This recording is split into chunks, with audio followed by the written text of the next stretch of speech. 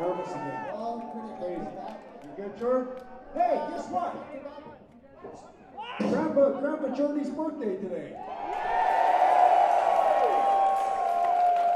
51.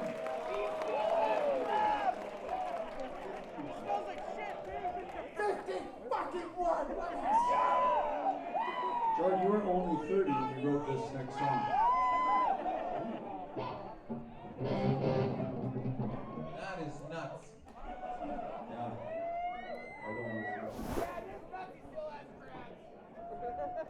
Are you ready out there or fucking what?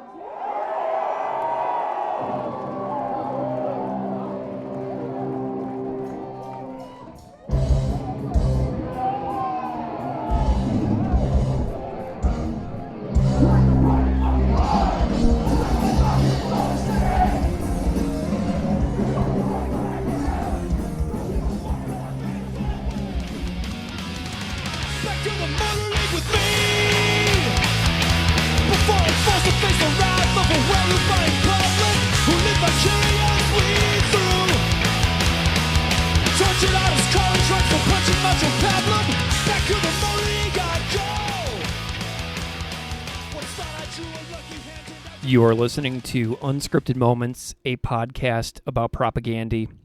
This episode is another deluxe compilation episode about the song Back to the Motor League. To me, this is one of the top 5 most well-known songs the band has ever done, and I felt it was time to put together this cumulative deluxe episode on this song because there is some great stuff in here. Part 1 of this episode is the original episode 9. Keith and I first covered this song on the July 29th, 2020 episode, where we had a fantastic conversation with novelist and Mountain Goats vocalist and guitarist John Darnielle. This was our first episode that felt kind of huge to me, and I remember John's manager said John would only call in on his home telephone. So we set up a Skype account with a phone number, and we both sat there waiting for John to call in. And when he did, it was such a hilarious conversation, and it was conducted at such a frantic pace that it was basically over almost immediately after it began. It felt like it went by in the blink of an eye.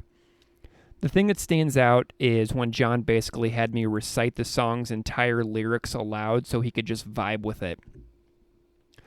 Moving on to part 2 of this episode, the next conversation I had with this song was more than 2 years later on my episode with Adam Russell from Story of the Year. As I said on the Without Love Deluxe episode, Adam and I chatted in his basement in St. Louis, and it was one of my all-time favorite interviews because I love in-person interviews, and Story of the Year is such an important band to my hometown. Also, Adam's commentary on the punk scene that his band was a part of being pretty poignantly critiqued in this specific song is fantastic commentary about this song too, so I really loved that section of this conversation in particular. Part 3 of this episode is a conversation from January 13th, 2023 with Chris Navarette from the band Fine Dining on his Broke Singer Chris YouTube channel. He performed the cover as like a video of like a metal band audition video, and members of the band's 10-Foot Pole, Double Negative, Fine Dining, Boss Fight, and Dearly Divided appear in the cover. So part 3 contains some live clips from Propaganda, Chris and company's cover, and then my chat with Chris himself. Part 4 is my conversation with the Hard Times writer John Danek, who ranked the Propaganda catalog on the Hard Times before making a cover of a speculative fiction and then coming on the podcast to discuss his 4 favorite songs. So this segment with Danek is great, and if you like his conversation, go listen to the full episode from May 2nd, 2023. The last part of this episode is part 5 with Raylee Perkins from the Queer Ed podcast. Raylee appeared on the podcast on May 16th, 2023, and if you listen to the recent Nation States Deluxe episode, you heard from Raylee recently. So thank you to all these fantastic guests that have made our Back to the Motor League episodes very special. I am delighted to bring you this Back to the Motor League Deluxe edition. Please enjoy, and thank you so much for listening. I like to party fucking hard. I like to rock and roll the same. Don't give a fuck if I run out. Don't give a fuck if I fade away.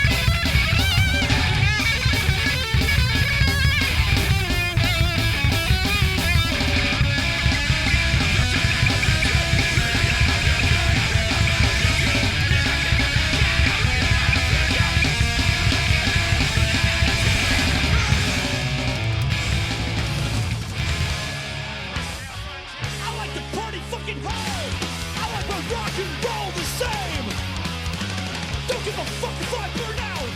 Don't give a fuck if I fade away. Back to the Motor League with me. You're listening to Unscripted Moments, a podcast about propaganda, hosted by two teachers who break down a different propaganda song each episode. Today, we're talking about Back to the Motor League, track 4 from the third full-length LP, Today's Empires, Tomorrow's Ashes. This came out in February of 2001 on Fat Records. And Keith, you may not have thought about this, but this is our first episode about a song on the record, Today's Empires, Tomorrow's Ashes. And I don't know about you, but I feel a little bit of pressure. Do you feel any pressure to talk about this record like more than other records, or am I just like projecting? No, for sure, because when I scroll through social media, this is the album that people have on display, that they have a picture of, they're making reference to. So this seems like definitely a fan favorite. And we're starting with one of, if not the biggest songs from the release. So definitely a lot of pressure. Yeah, this is like the record that entirely changed everything for me as far as being a fan of this band. I had the other records before this, but then songs started showing up on like Napster file sharing sites in like late 2000, I think. I think the first song I actually heard was Bullshit Politicians. And then I heard Back to the Motor League. And then I think I also heard, what else did I hear? There was another one that I heard off this record as well and then I just started trying to find these songs from this new record on Napster. And they were coming through and I was like, how is this even the same band? And I know that I wasn't alone in thinking like that about these songs. You know what I mean? Yeah, right. And a lot of the conversations I've tried to have with people on social media so far is reminding and clarifying that this is the first record I heard. So my idea of the band kind of starts here.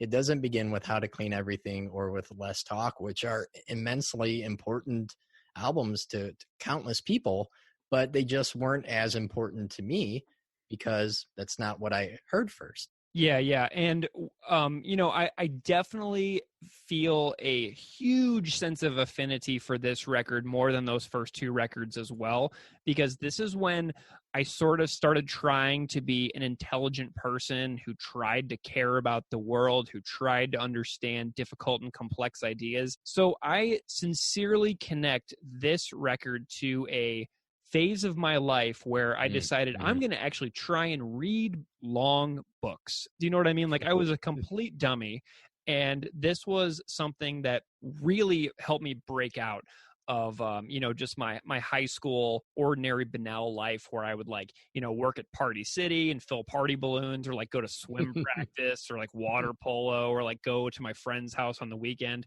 So I associate this record with like sort of an intellectual breakthrough for myself. And so this is one of the major reasons why I gravitate to this one a little bit more, because my brain was sort of ready for this. And all these like ideas that are hard and complex are all over the first two records as well. But like my brain wasn't ready for it. My brain at that time was ready for like fast skate punk and, mosh pits at Creepy Crawl or Mississippi Nights or High Point or something like that in St. Louis. It wasn't ready for like the content.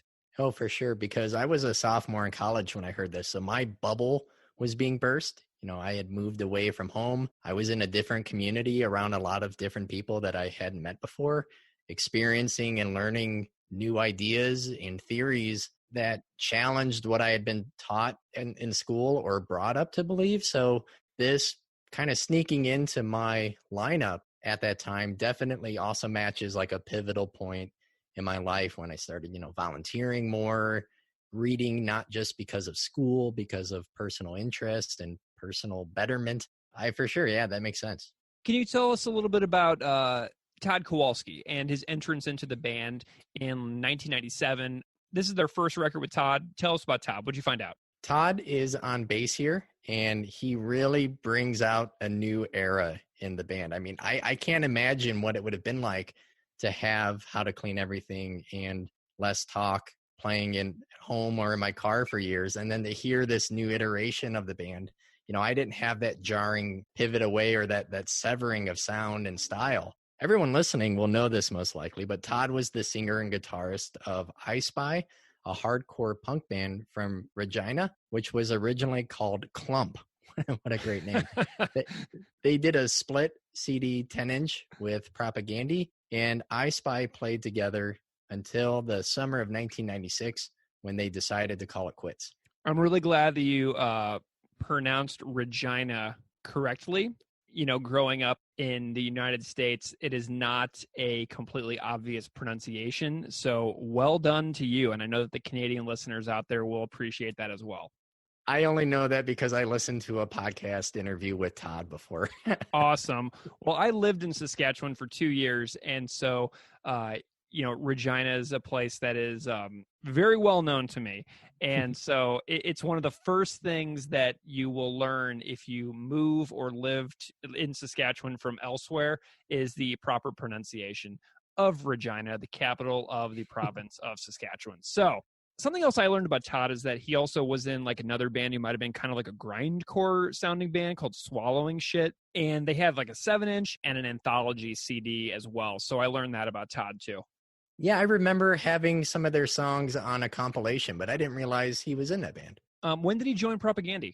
So he joined in 1997 and also played bass for J Church on their 1997 Japanese tour. Interesting. Okay. I think there's some story about J Church in Japan and Propaganda that we may have to dig into in a different episode. I know there's some footage out there of Propaganda playing a little bit with J Church in Japan. So that's something that we'll dig into another time, but I heard about that from a listener. And I must say really quick that I love the people who send us comments and ideas about this band. So many of you know so many incredible things and overlooked trivia, like things that we would never know. And like, just because we're doing this show, like we're still learning all these things just like everybody. So like your comments are so rad, like beyond rad. So we're just super grateful to everybody out there.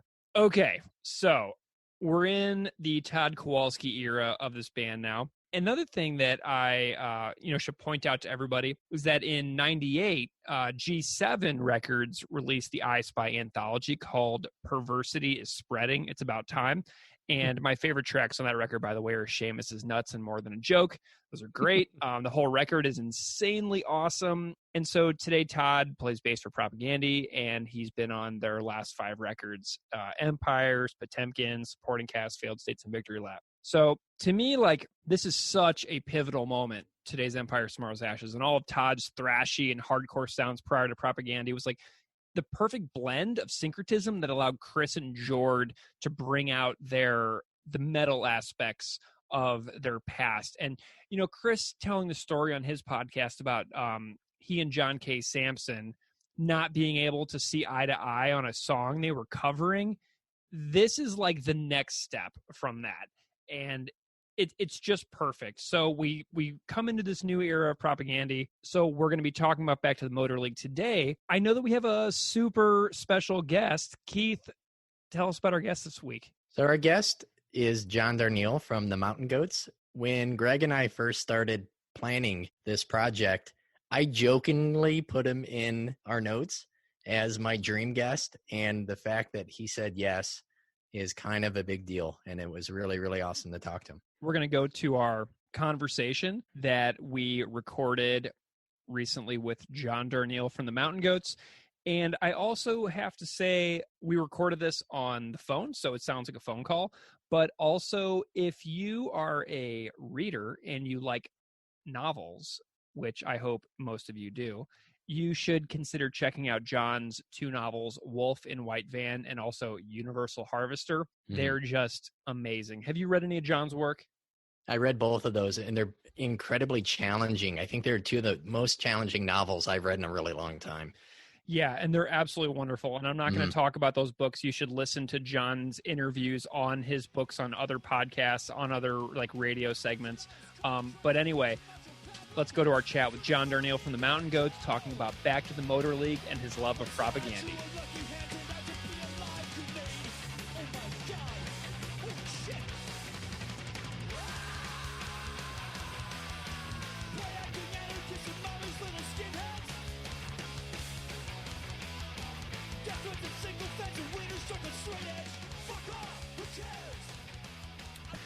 John Darnielle, songwriter for the Mountain Goats and author of Universal Harvester and Wolf and White Van. Welcome to Unscripted Moments, a podcast about propaganda. Hey, how's it going? So, John, how did you find propaganda, and how did you come to realize that they were special? Maybe like the first album, the first song that you heard. So I should warn you that my answers to things tend to be extremely long, but I do stay focused. So here's what happened. I was living in, well, let me do punk history first, right? So I was not a punk in high school, but there were a fair number of punks in my high school, especially what do you call the second wave, I guess? People who are into Discharge, right? When Discharge comes out in my town of Claremont, lots of kids get super to Discharge, and they get Liberty spikes and wear leather jackets. All the crass stuff, all the Anokay for U2 stuff, that stuff was all big in Claremont. There were a lot of kids, 13, 14-year-old kids, generation after me, right? When I'm 16 or 17, these kids are like really discharging it up. Listen to, God, what else? Rudimentary Peni, all that kind of stuff, right? And it was around. I was aware of it. But I was listening to goth music, and lines were kind of hard between sub-scenes.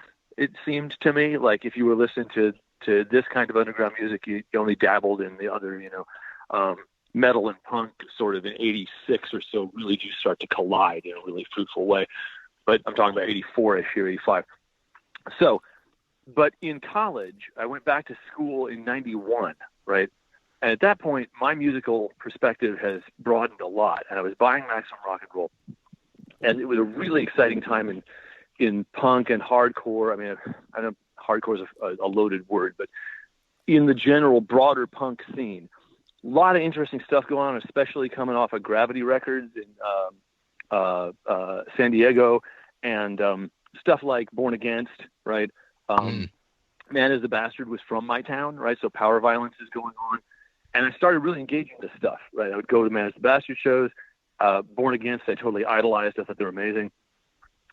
So that's the scene set for when I moved to the Midwest in 95, right?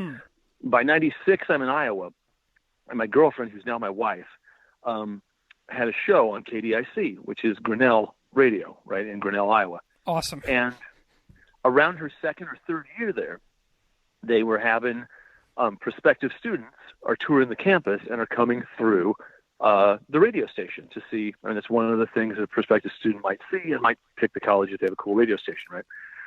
So a kid named Ben, who we're still friends with, like 25 years later, and who actually now lives in Durham, which is crazy, right?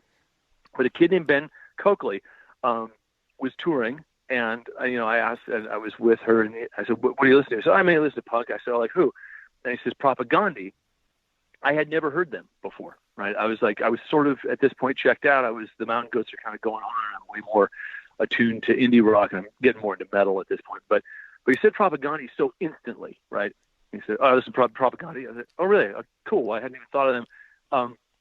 And I fished Les Talk from the bins to put it on. He already knew the word. And so it would have been that first song of Apparently I'm a PC Fascist, right? Yeah. Just popped. And I was a fairly recent vegetarian at that time. So I was like, okay, I think I'm ready for this. Right? And we got super into it. I started ordering stuff from MRR. I got the, what label was it that put out the double 7-inch that was on like brown wax? Oh, Recess. Yeah, I ordered that. I actually ordered a VHS of them live in Missouri. And it was great because, like I say, I'm from Claremont. I'd seen Man is the Bastard a lot. Man is the Bastard, along with Propaganda, were sort of part of the vanguard of bands whose banter between the songs were longer than the songs themselves.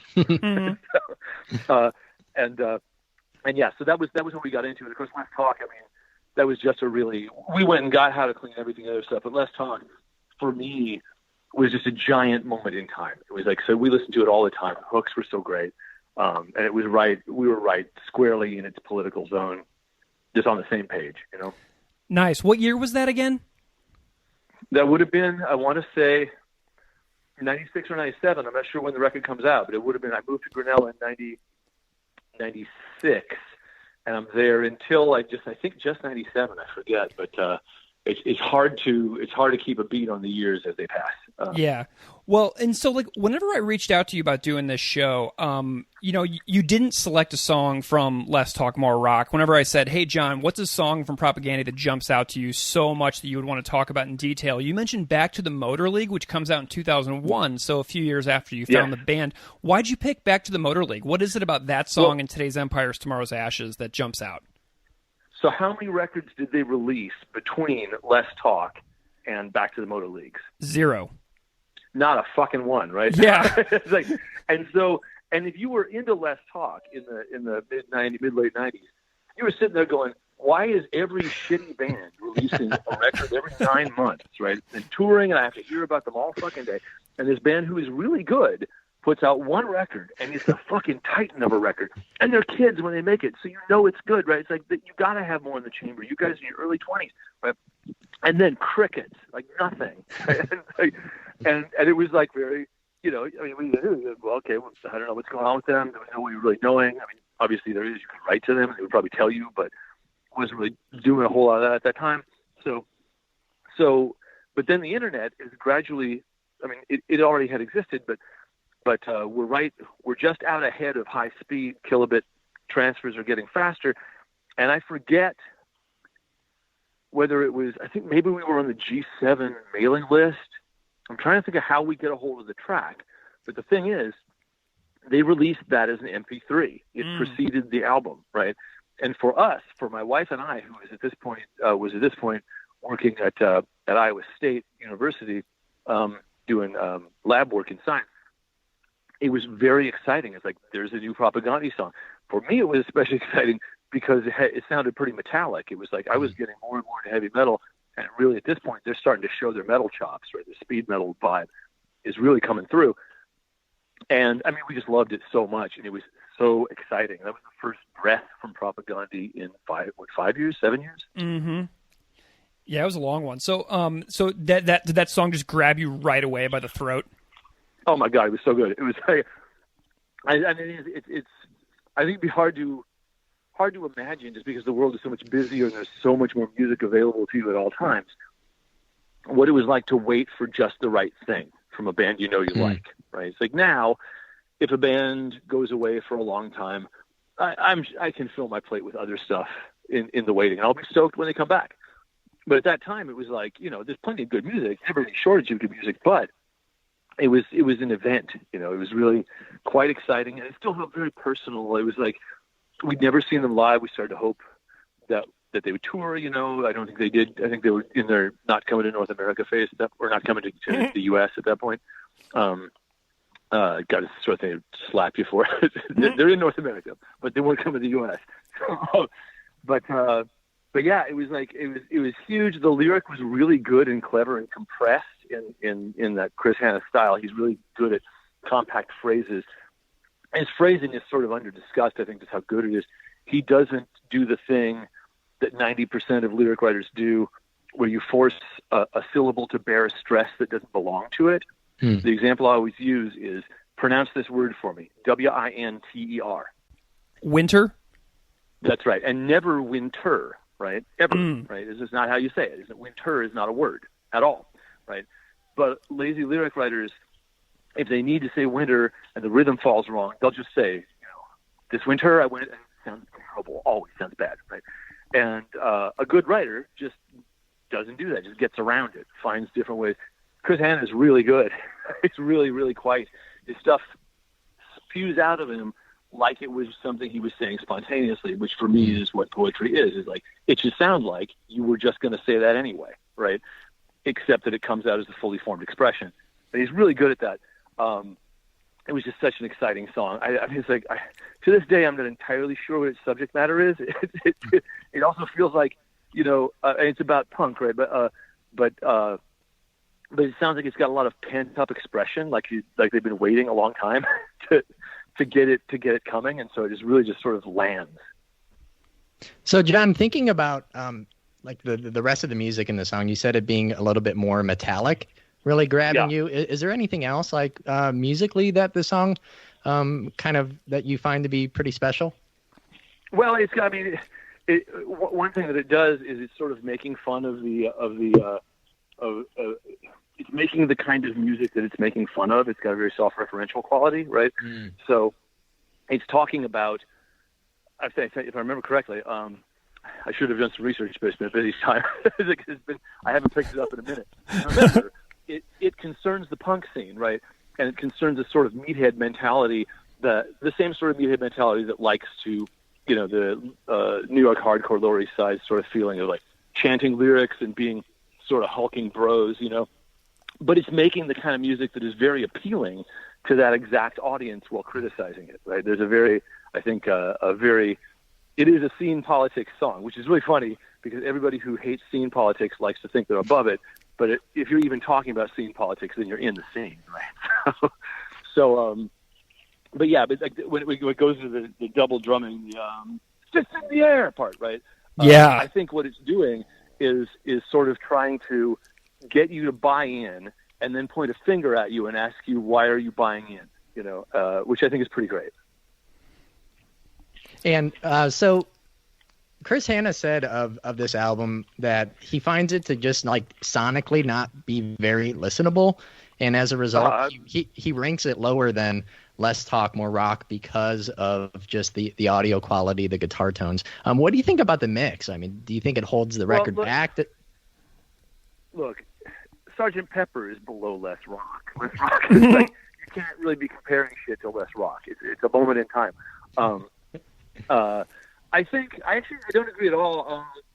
That compressed, I don't know, it's so hard, but also when people are talking about their own work, they're hearing other things. Less Talk is really, it's so useful. It's so self-righteous in a way that is very satisfying. It's like if half the political claims made on that record could be disproven forever, it would still resonate. It would still feel like a very righteous cry.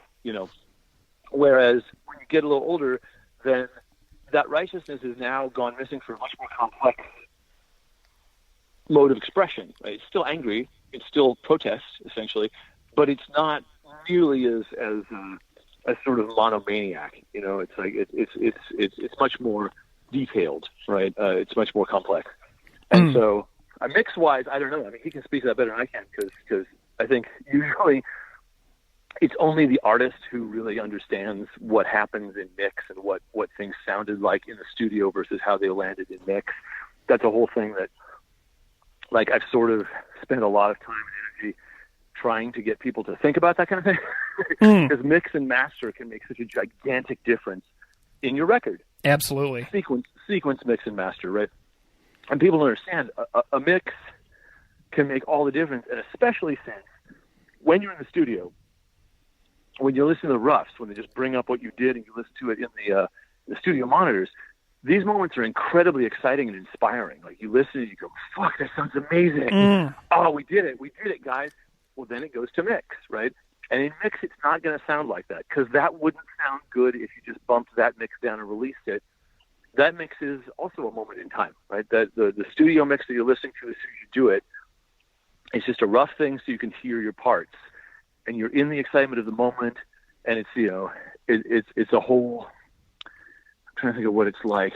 I mean, it's like whenever you perform live, you often feel like you're doing pretty great because you feel great up there, right? Mm-hmm. But then you listen to a tape later, and you find out whether you did well or not, right? When you're listening to your mixes that are just brought up as soon as you're done, you're mainly hearing your energy, right? And mix can reveal a lot about what you actually did.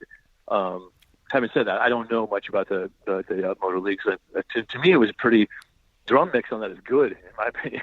Nice. John, you mentioned a little bit about your interpretation of the song already. Do you have any particularly favorite lines? You mentioned Chris's prowess as a writer. Are there any lines that really just jump out at you about Motor League?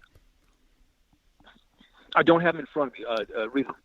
Okay, so we have, I like to party fucking hard. I like my rock and roll the same. Don't give a fuck if I burn out. Don't give a fuck if I burn out. Don't give a fuck if I fade away. Keep going. Back to the Motor League with me before I'm forced to face the wrath of a well-heeled buying public who live vicariously through tortured artist, college rock, and floor-punching macho pablum. Back to the Motor League I go. Once thought I drew a lucky hand, turned out to be a live grenade. Yeah, keep going. Okay. Let's see. Play acting anarchists and mommy's little skinheads, death threats and sycophants and wieners drunk on straight edge. Fuck off, who cares? I'd rather highlight triptychs than listen to your bullshit. Fuck off, who cares about your stupid scenes, your shitty zines, the straw men you build up to burn. Never ceases to amaze. As I'm suffering your perfection, it reminds me of my own race, to redress my own sad history of mouth, feet, eaten hats, teated bowls, Amish phone books, drunken brawls. And what have we here? 15 years later, it still reeks of swill and chicken shit conformists, fists in the air, like father, like son, rebels bloated on corns, M&Ms, and biscuits. Lord, hear our prayer. Take back your Amy Grant Mosh Cruise, your fair weather politics. Blow dry my hair and stick me on a 10-speed back to the Motor League. Back to the Motor League. Right. Yep. So there's so much in there, right? It's like this is very much an encapsulation of a lot of punk issues that have been going on since '82 at the latest, right? Yeah. Like the Amy Grant Mosh Cruise, right? You happen to be talking to probably the biggest Amy Grant fan in indie rock. Like, Tell me more. I once flew out at the end of a very bad year. I flew out to Eastern Tennessee to see her live on the Lead Me On 20-year anniversary. She's an underrated artist. People don't. She's a symbol in that song, so they're not actually calling it Amy Grant. but the Amy Grant Mosh Cruise, like, this starts with straight edge, right? Where straight edge becomes pretty quickly a way of forming a clique, right?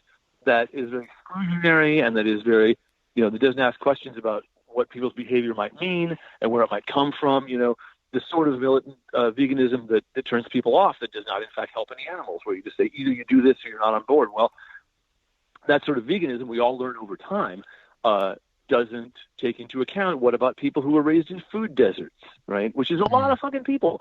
What about people, who grew up so poor that always dreamed of having enough to buy the food that was sold to them by consumer culture as good their whole lives? There's so many things that go into eating. So you don't just tell people exactly how to live. This is an Amy Grant Mosh Crew too, right? And I think when he talks about his self-criticism in there, I think he's growing, because we all know that the younger Chris Hanna was 100% the vegan who says, fuck you, stop eating meat, right? Yeah. Fuck you, stop eating dairy.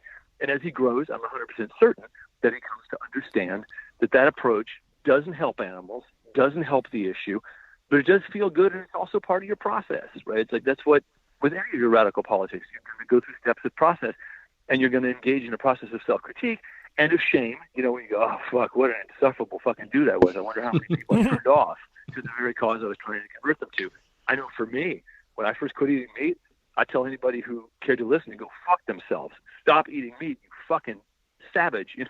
Yeah. And now I don't do that. Now I live by example. So you come over to my house and I serve you some food, and you say, fuck, that was delicious. I go, yeah, it's amazing, right? When I quit eating meat, I became a cook. And so, Nice. That's something you learn over time. But all those little splinters in that, the bit about the M&Ms and biscuits, right? Where he's talking about the new metal thing, which I know for anybody who'd been into punk and metal, that moment, if you were a little older, get pretty judgy about it and go, what shitty music this is. So, even though it's another thing. So this is during the high tide of new metal stuff, right? And I know most of us who had been into harder music, when new metal came along, we were like, what the fuck is this shit? This is just terrible. All these bands are awful, Stained, Limp Bizkit, Mudvayne, fucking, God, who's some more of them? Korn, all this shit, right? But that too was sort of narrow-minded. What are you going to ask? You're going to ask the younger generation, hey, listen to the stuff that we liked, right? Go listen to your Minor Threat and Bad Brains records. That's just Beatlesism. That's boomerism, to tell the younger generation, go listen to what I listened to, right? No, they're going to make their own shit, right? And their own shit, if it doesn't appeal to you, that's an opportunity for reflection on your part, right? Not just to say, this doesn't do for me what the music I loved when I was their age did, although I suspect if Chris were on the line, he'd say, look, that music is still bullshit. That's fine. But I mean, I think that's part of the whole thing in the song. I mean, there's a sense in which that's more narrator than speaker, where it's, that's something you go through, is alienation from the scene that comes after the one that radicalized you, right? So, John, think about Chris Hanna's vocal delivery on this record. I mean, it varies wildly from the previous work, right? Yeah, and this is actually the first album I heard. So, yeah, what do you think about the vocal performance on this track or the rest of the album? So I think he's confident, and what's interesting about that to me is, again, I don't know how much touring they did after. I'm sure they must have did a big Less Talk tour, but I feel like they've been off the road for a year or two when this happened. But one reason that major labels are used to always and still will in the future, right, take a band and go, okay, well, you're a new band, go hit the road, right, and send them out on these punishing tours, just months long, right, is the more you tour, the better you get. Like, that's just a fact, right? It will drive you crazy, right, and it makes you sort of socially incapable of living like normal people. But the one thing that you get good at is playing. Right, the more you tour, the more you play, the better you're going to be. Any jazz musician knows. Do 200 shows a night, and you will blow anybody off the stand. Or a year, you'll blow anybody off the stand. It's like, and that's how it is with any rock band. It's like the longer they go out, the less effort they have to put into just kicking ass. And it's why it's so funny when people like really are excited for the first night of tour. That's not going to be the best show of the tour at all. Right? Best show of the tour is 9 months later. Right. That's when the shows are like every single night, just great. My suspicion is that Hanna's vocals have been honed over playing live over and over. It's a process that happens organically. You don't have to think about it. You sing and you notice what sounds good to you. And you notice this without having to articulate it. Like, you just hear your own self. Or if you're playing in shitty punk clubs, you hear maybe a little bit through the one crappy fucking Mackie monitor that they have in the entire VFW, right? So you're doing it every night, right? And you notice how the audience pops, right? It's a wrestling term, but an audience pops when they all get excited at the same time about the same moment, right? And you really do notice, right? You can't fail to notice. Like, for me, it used to be when I would hit a high note and hold it, I could just feel the whole room electrify, right? I'm not even a good singer, but it didn't matter. If I hit these high notes and hold them and it'd be clear, I could feel the hair on people's necks stand up. Hell yeah, man! Doing it more. Absolutely. And that's what I'm certain that his phrasing and everything, he's noticed. Like, when I talk like this, they love it, right? And he may or may not be thinking that consciously, but it's very much a rat running through a maze response. Is like, you get a positive reaction and you want to do it some more. Awesome. Well, John, something I'm curious about as well is you've been on the road forever in various incarnations of your band, and I'm curious if you have any like business, like life lessons and values you carry with you in the world as a person and a professional musician with the Mountain Goats that you might attribute to Propagandy's presence in your life, or like the values they espouse.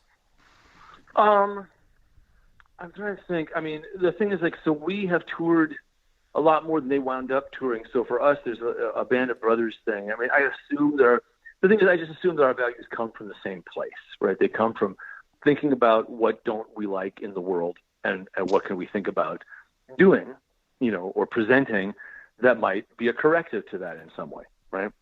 I don't know if musically, there's that much I could attribute. Because again, most of what I do is I play music live. I try to bring 100% to the stage. I care really deeply about it. I care a lot about the audiences that come in. I've only seen Propaganda live once at Harvest of Hope Festival down in Florida, which was fucking great. But yes, I don't know what I could ascribe to Propaganda's influence, because we're road horses. We normally are out there for months and months every year, and this is what we do. So Propaganda's model as a band is quite different from ours. I like to be constantly releasing a snapshot of where we're at. Right? Mm-hmm.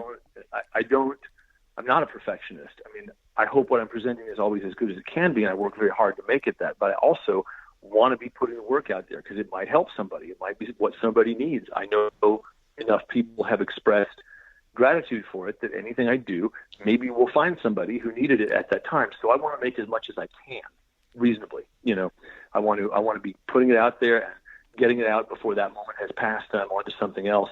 Whereas I think Propaganda is a lot more like like Scott Walker or somebody like they don't want to get the record out until they're 100% certain that is the statement they want to make, that expresses clearly what they were trying to do, and they're not in a hurry. I think they have a lot more ambivalence about being in the business than I do. Whereas for me, it's like, this is what I'm good at. This is what it is. It's very much for me. It's a job and it's labor, and that's a whole shtick that I have.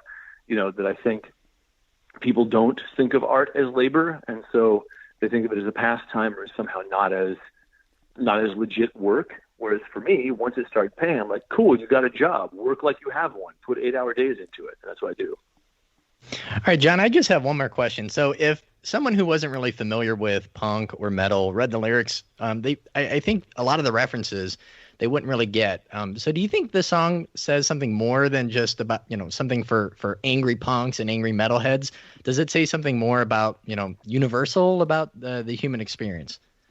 Well, I mean, I think the thing is, scenes, like when we talk about the scene is a microcosm of the world, right? It's not actually just the scene, right? You see scene politics at every job you ever hold, right? You see scene politics at school. You see scene politics everywhere you go, right? What makes them frustrating in the scene is that you went to the scene to get away from all that other shit, right? It's like you found the punk scene and you went, now we have a place that is cool, right? Except there was a cartoon in the 70s. What the fuck was it called? It was like Yogi Bear and Huckleberry had all the Hanna-Barbera guys, and they were on. It was called Yogi's Ark, right? Do you ever see this? Yeah. Back in the day. So Yogi's Ark, the whole theme of it was that they were looking for the perfect place, right? They're leaving Earth because it's too polluted, right? And so every new planet they go to, they think it's perfect, and then it turns out it has a problem. And the lesson of the cartoon is like, wherever you go, you will find that it seems perfect at first, and then later it's not. And that's because people are everywhere, right? It's like, and that's the slow lesson. But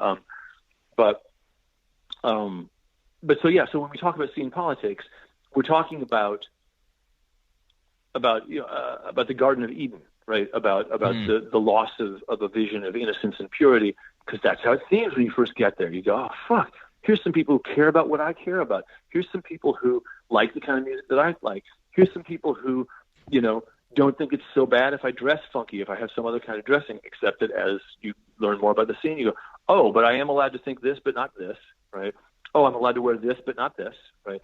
And all this, every scene forms its own strictures. That's a general message.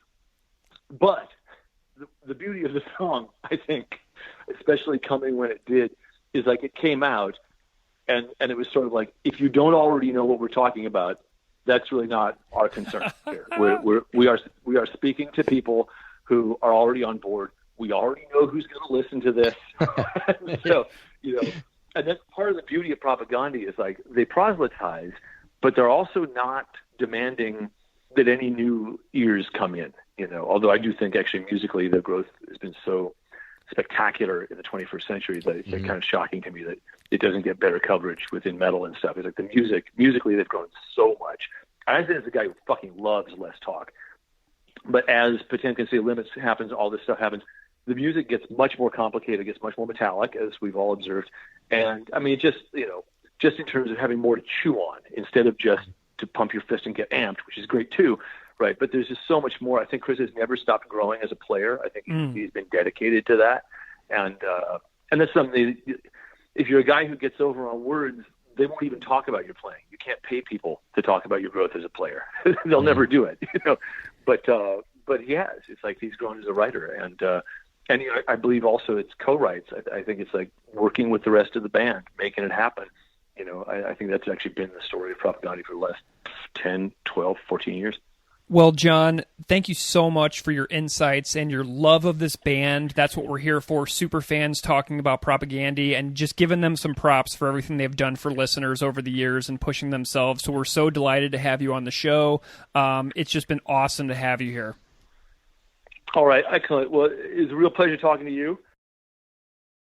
Hey, this is Lang from St. Louis, and one of the reasons Propaganda means so much to me, especially the album Let's Talk More Rock, is they were the first punk band that I listened to really talking openly about questioning your own sexuality, questioning societal gender norms and the way you were brought up.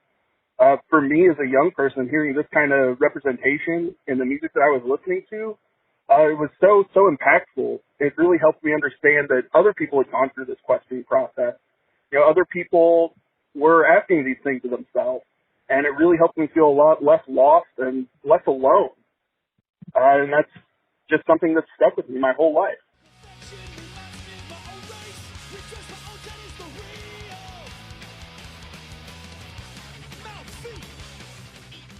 Hey guys, calling you all the way down out of the border from Mexico. Pretty much want to say propaganda has been, I don't know, with me like for 20-something years, 20-some years. And still, I mean, I don't know what to say, but I just saw it last year. Great fucking show. Fuck the Borders, my favorite song, so keep it up. Just a nice podcast that what you guys have, by the way. Thank you. Bye. Viva México, cabrones.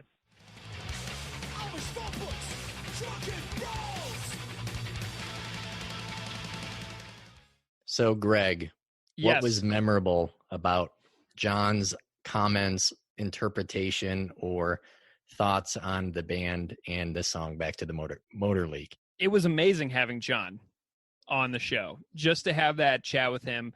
He packed in so much into 30 minutes. I loved his entire chronology of the punk scene in Southern California and how he was like sort of like on the peripheral of that scene, which really makes sense to me for why he loves this song Back to the Motor League so much, because this is a punk song sort of ripping on the punk scene, and John was like an outsider in Southern California watching the punk scene from the edges.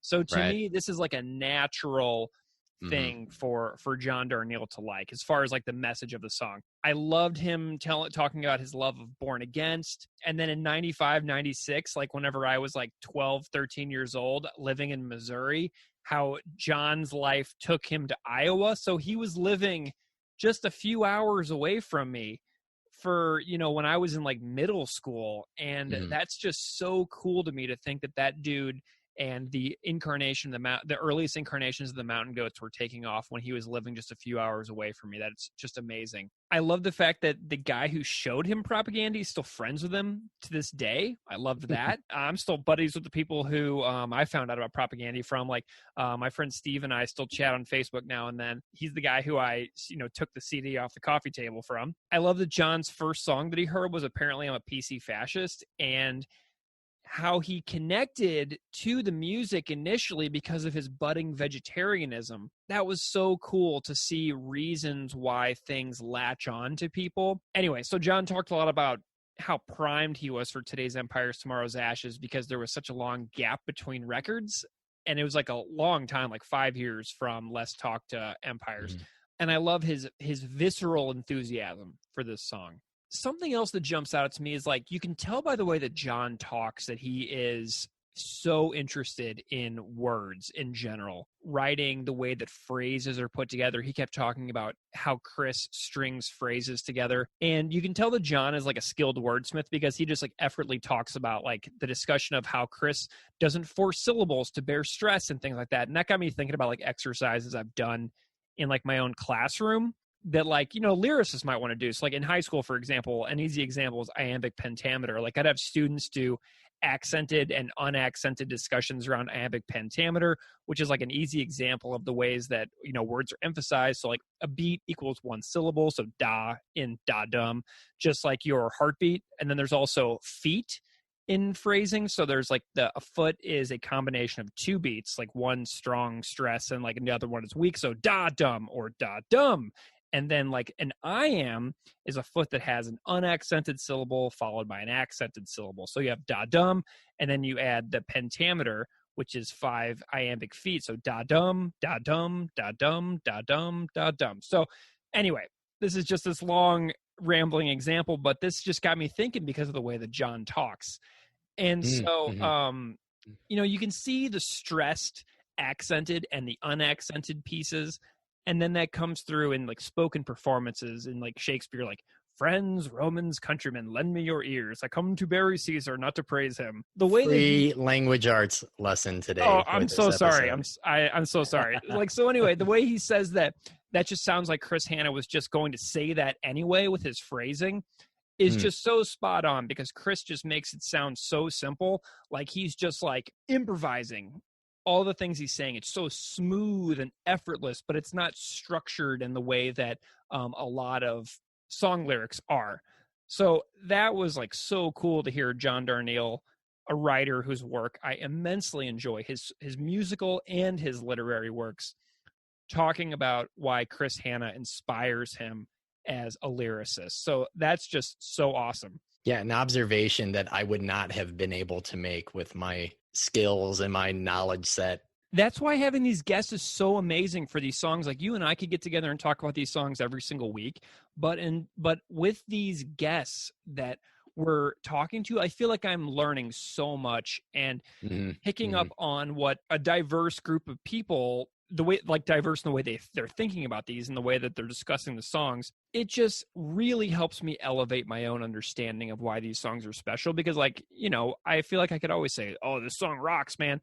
But then to hear John Darnielle talk about Chris Hanna's phrasing skills just really elevates the whole thing. The last thing that I want to say about our interview with John is I can't believe he made me read the whole entire song. I was laughing. I had to cover the microphone. I was laughing so hard at that. And Greg didn't want to keep it. And I texted him and said, no, that's such a genuine, pure, endearing moment where he's laughing and cheering and saying, yeah, keep going. Yeah, keep going. I lost my mind as that was happening. I was totally going to take it. I was like, oh, and I was like, so it wasn't even a thing to me. I said to Keith in a text message, oh yeah, and we'll take that part out where I read the whole song. He's like, what? No way. So Keith revolted, and he made me leave in the idea of me leaving in the entire thing where I read the entire song. You're welcome, people. Yeah, hopefully you all like that, because I was like just totally willing to just snip that out because it wasn't even a big deal to me. John's like, oh yeah, read it. And then I started reading it, and he's like, oh yeah, keep going.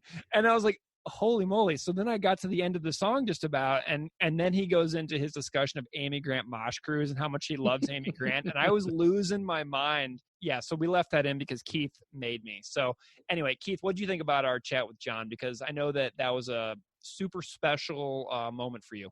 This is a band that I've only discovered within the last maybe 7 or 8 years, really, you know, and they're a really important band to a lot of people. And it's clear why. I think if you dissect the lyrics, if you listen to the emotion, the storytelling, the human experiences that are at the core of so many of their songs, there's something that you can connect with other people to say, oh yeah, this band's really amazing, and you know, share your favorite songs or whatever. So to be able to talk to someone that I really look up to as a storyteller, and as you said, like a wordsmith, right, was just a super cool experience and a fortunate experience. And I think my favorite idea that maybe he shared was moving from scene to scene, looking for something better, comparing it to that Hanna-Barbera cartoon in which, you know, there is no better planet. We need to fix up what we have. That, I think, certainly was not an analogy I would have thought of on my own, but that idea, I think, does reflect the song. And it also reflects so many bigger problems, you know, with humans, with the environment, but with also how we treat one another, and trying to make what we have around us better, more inclusive, more empathetic and understanding. I just thought that was a really great description. Do you have any super standout, like, favorite Mountain Goats song? White Cedar. Yes. Tell me why. The piano, it's a super mellow, dialed back track. I think on the surface, I had to read a little bit about what the lyrics mean. And if I remember correctly, John was working or volunteering at either a home or a hospital where people were disassociated from reality. And the lyric that really stands out to me is, you can't tell me what my spirit tells me isn't true, can you? His ability to find meaning in so many either specific experiences, like his own personal experiences, good or bad, if it's from, you know, an abusive childhood, or for the love of professional wrestling and role-playing games. I think that he can find the beauty in just about anything and pull that out and kind of shine a light on it. That's what I think, why I like this band so much. Even if it's not what I normally listen to, it kind of cuts through, and it doesn't matter if something isn't heavy. You know, I like to share a song sometimes and say, not all heavy music is heavy. And this is a perfect example of not all heavy music being heavy. Yeah, man, my favorite Mountain Goat song is Hast Thou Considered the Tetrapod from Sunset Tree. And it's absolutely heavy. Listen to these, like my favorite lines in that song by John are, "And alone in my room, I am the last of a lost civilization, and I vanish into the dark and rise above my station." And then his stepfather, who was, or the antagonist in the song, who was passed out drunk on a recliner or something, says, "But I do wake you up, and when I do, you blaze down the hall and you scream. I'm in my room with my headphones on, deep in the dream chamber, and then I'm awake and I'm guarding my face, hoping you don't break my stereo because it's the one thing I couldn't live without." Oh, so to have the guy who wrote those lines in those two songs that we just talked about on our podcast, talking about what he likes about Chris Hanna as a lyricist, it's surreal. We're lucky. We're very lucky. Yeah.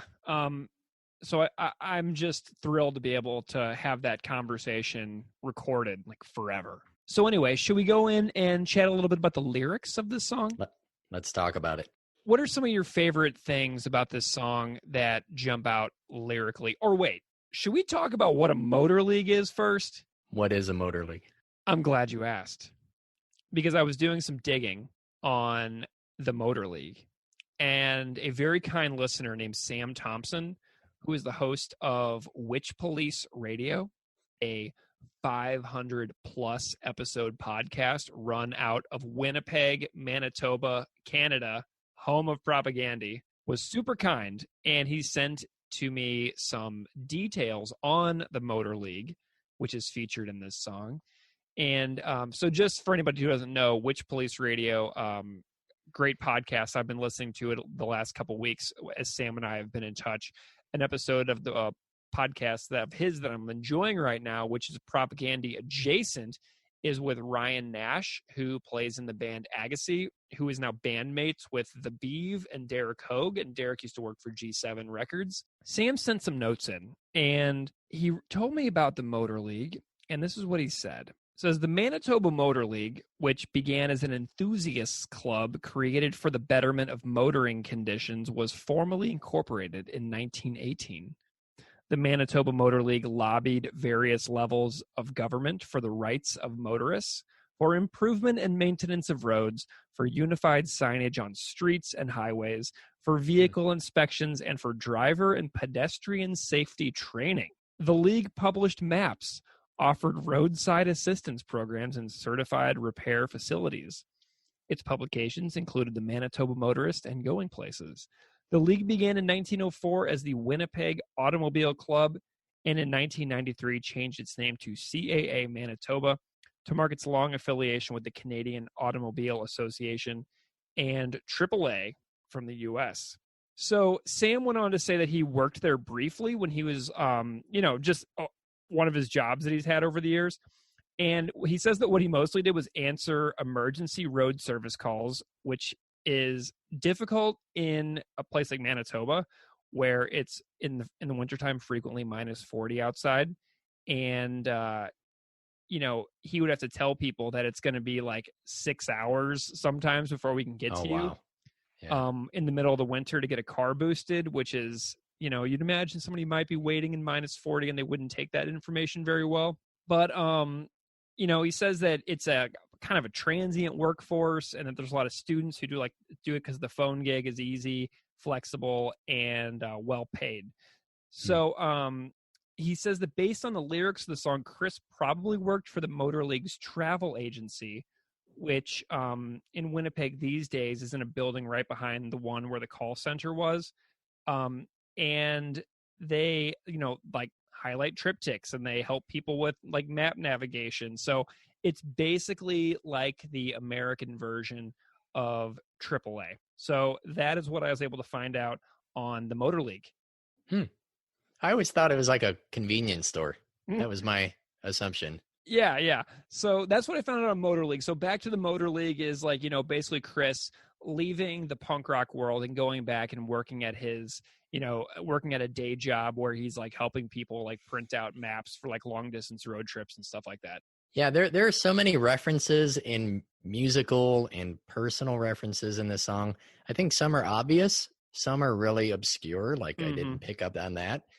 And they're all coupled with this scathing sarcasm and wit. There's almost too much to talk about in this track. Right from the get-go, I like to party fucking hard. I like my rock and roll the same. Don't give a fuck if I burn out. Don't give a fuck if I fade away. Yeah. So I don't read that as literal. I don't see the band going for this go for broke rock and roll party attitude. They're not like this kind of cliche rock and roll experience. They want to create change and the opportunity to be better and to do better. But fading away into obscurity at a menial job would be maybe better than having to wade through like the scene politics, the fickle trends, macho posturing and extreme music, and pressure from both fans and record executives to fit a mold. And just a little pop culture extension off of that exact line, about fading out or fading away, burning out. It's a reference to one of Manitoba's. I don't know if he was born there, but I know that he's claimed in Manitoba. But Neil Young, the song "Hey Hey My," where he says "My Hey Hey, rock and roll's here to stay. It's better to burn out than fade away," which Kurt Cobain also cited in his suicide note. Oh, wow. I did not know either of those things. Yeah. So we have a little bit of a connection to other songs, another song by Neil Young, but also to a reference that Kurt Cobain wrote in his suicide note. And I think that line that comes like not long after the intro, once thought I drew a lucky hand. Oh, yeah. Turned out to be a live grenade. I think that's there are so many lyrics, but I think it's my favorite because one, it's incredibly visual, but it's such a creative metaphor as well. So I kind of see this as maybe getting signed to a record label and becoming a touring band around North America, also around the world. Sounds great to those unfamiliar with the music industry and music scenes. So much of counterculture, punk, metal, or whatever gets overshadowed by the identities and the labels that people take on, sort of forcing the rebels and the misfits and the outcasts into groups that all think the same. So I think oftentimes people, especially young people coming into a music scene, they're trying to find out who they are.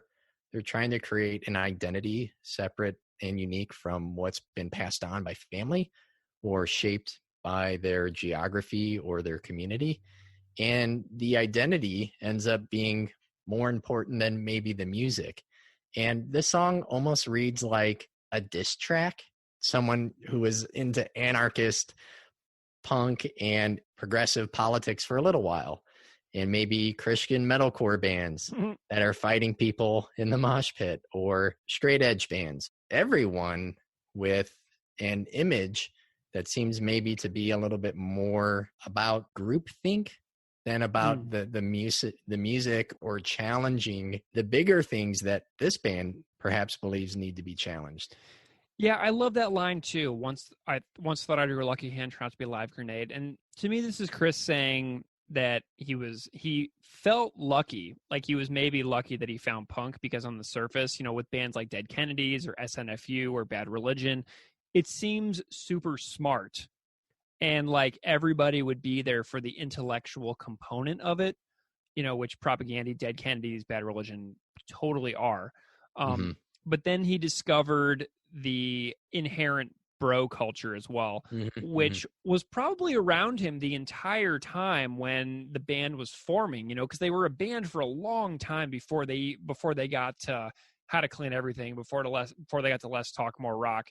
But then he discovers it, and instead of like ignoring it, it was like, oh God, this is really bad. I thought that I was in this with people who were like super curious, intelligent, thoughtful, kind, compassionate, equality oriented people, and they're just not. it seems to have taken Chris quite a long time to come to terms with the fact that a lot of the people that he was surrounded by just aren't moved by ideas and instead just want to pump their fists in the air and mosh. So I think that, I mean, obviously I can't speak for him, but it's like he was like almost like living in denial for the first 7-8 years of the band.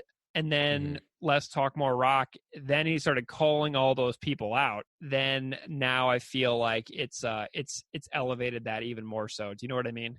What Propaganda seems to view as the heart of punk music and punk culture, if that's, I don't know if you could really even say that, is maybe questioning what you've been taught in school or what the government says or the values that you're forced to believe. When you have like this massive group of people with the same fashion, with the same taste, with maybe a desire for like a social club more than forward thinking and inclusiveness, it kind of maybe ruins that scene quite a bit.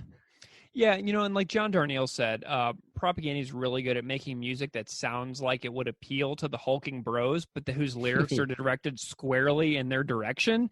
Yeah. This song is like, to me, like it's a natural continuation from their approach on Let's Talk More Rock of directly pointing criticism in the faces of the people who are likely standing in the room with them. And that's something that Propaganda's always been really, really good at, is like almost like trying to get the audience to turn on them. Like I've watched videos of them where they're in cities, like in like Sydney, Australia, and they'll be like, oh, this is a horrible city. Melbourne's so much better. And they'll like totally insult everyone in the room and say that the other city is like way better. And, they seem to have this like hilarious tendency that most people in the room will be able to laugh about, but that like 50 people in that room are like furious that they were, or you know what I mean? Like legitimately, people will be like, boo, but they're taking it in stride, but that there's a subset of people in that room that were like absolutely furious that they would rip on their city and say that the other city is better. Specifically probably targeting just those few people because they know they're going to get a rise out of them. Yeah. And Todd is so funny about it too. And he'll just hammer it over and over and over. And it's just a riot. So, that's one of the reasons why I'm so glad that Todd's in the band, is that he's just such a hilarious guy as well. There's a bunch of other lyrical references in here as well. So this song also refers to some Dead Kennedys songs, Triumph of the Swill and Chicken Conformist, as well as the year that the album Bedtime for Democracy came out. So Back to the Motor League lyrics say 15 years later, so reeks of swill and Chicken Conformist. And Dead Kennedys songs and Propaganda track concern the co-opting of punk ideology by the corporate record industry. So 1986 plus 15 equals 2001, the year of the release of Today's Empire is Tomorrow's Ashes. So that's kind of cool as well to see those references to other tunes, because then you go back and you listen to those and you're like, hey, I found some you go back and you reappreciate things that are old, or a lot of people hear Dead Kennedys for the first time now today.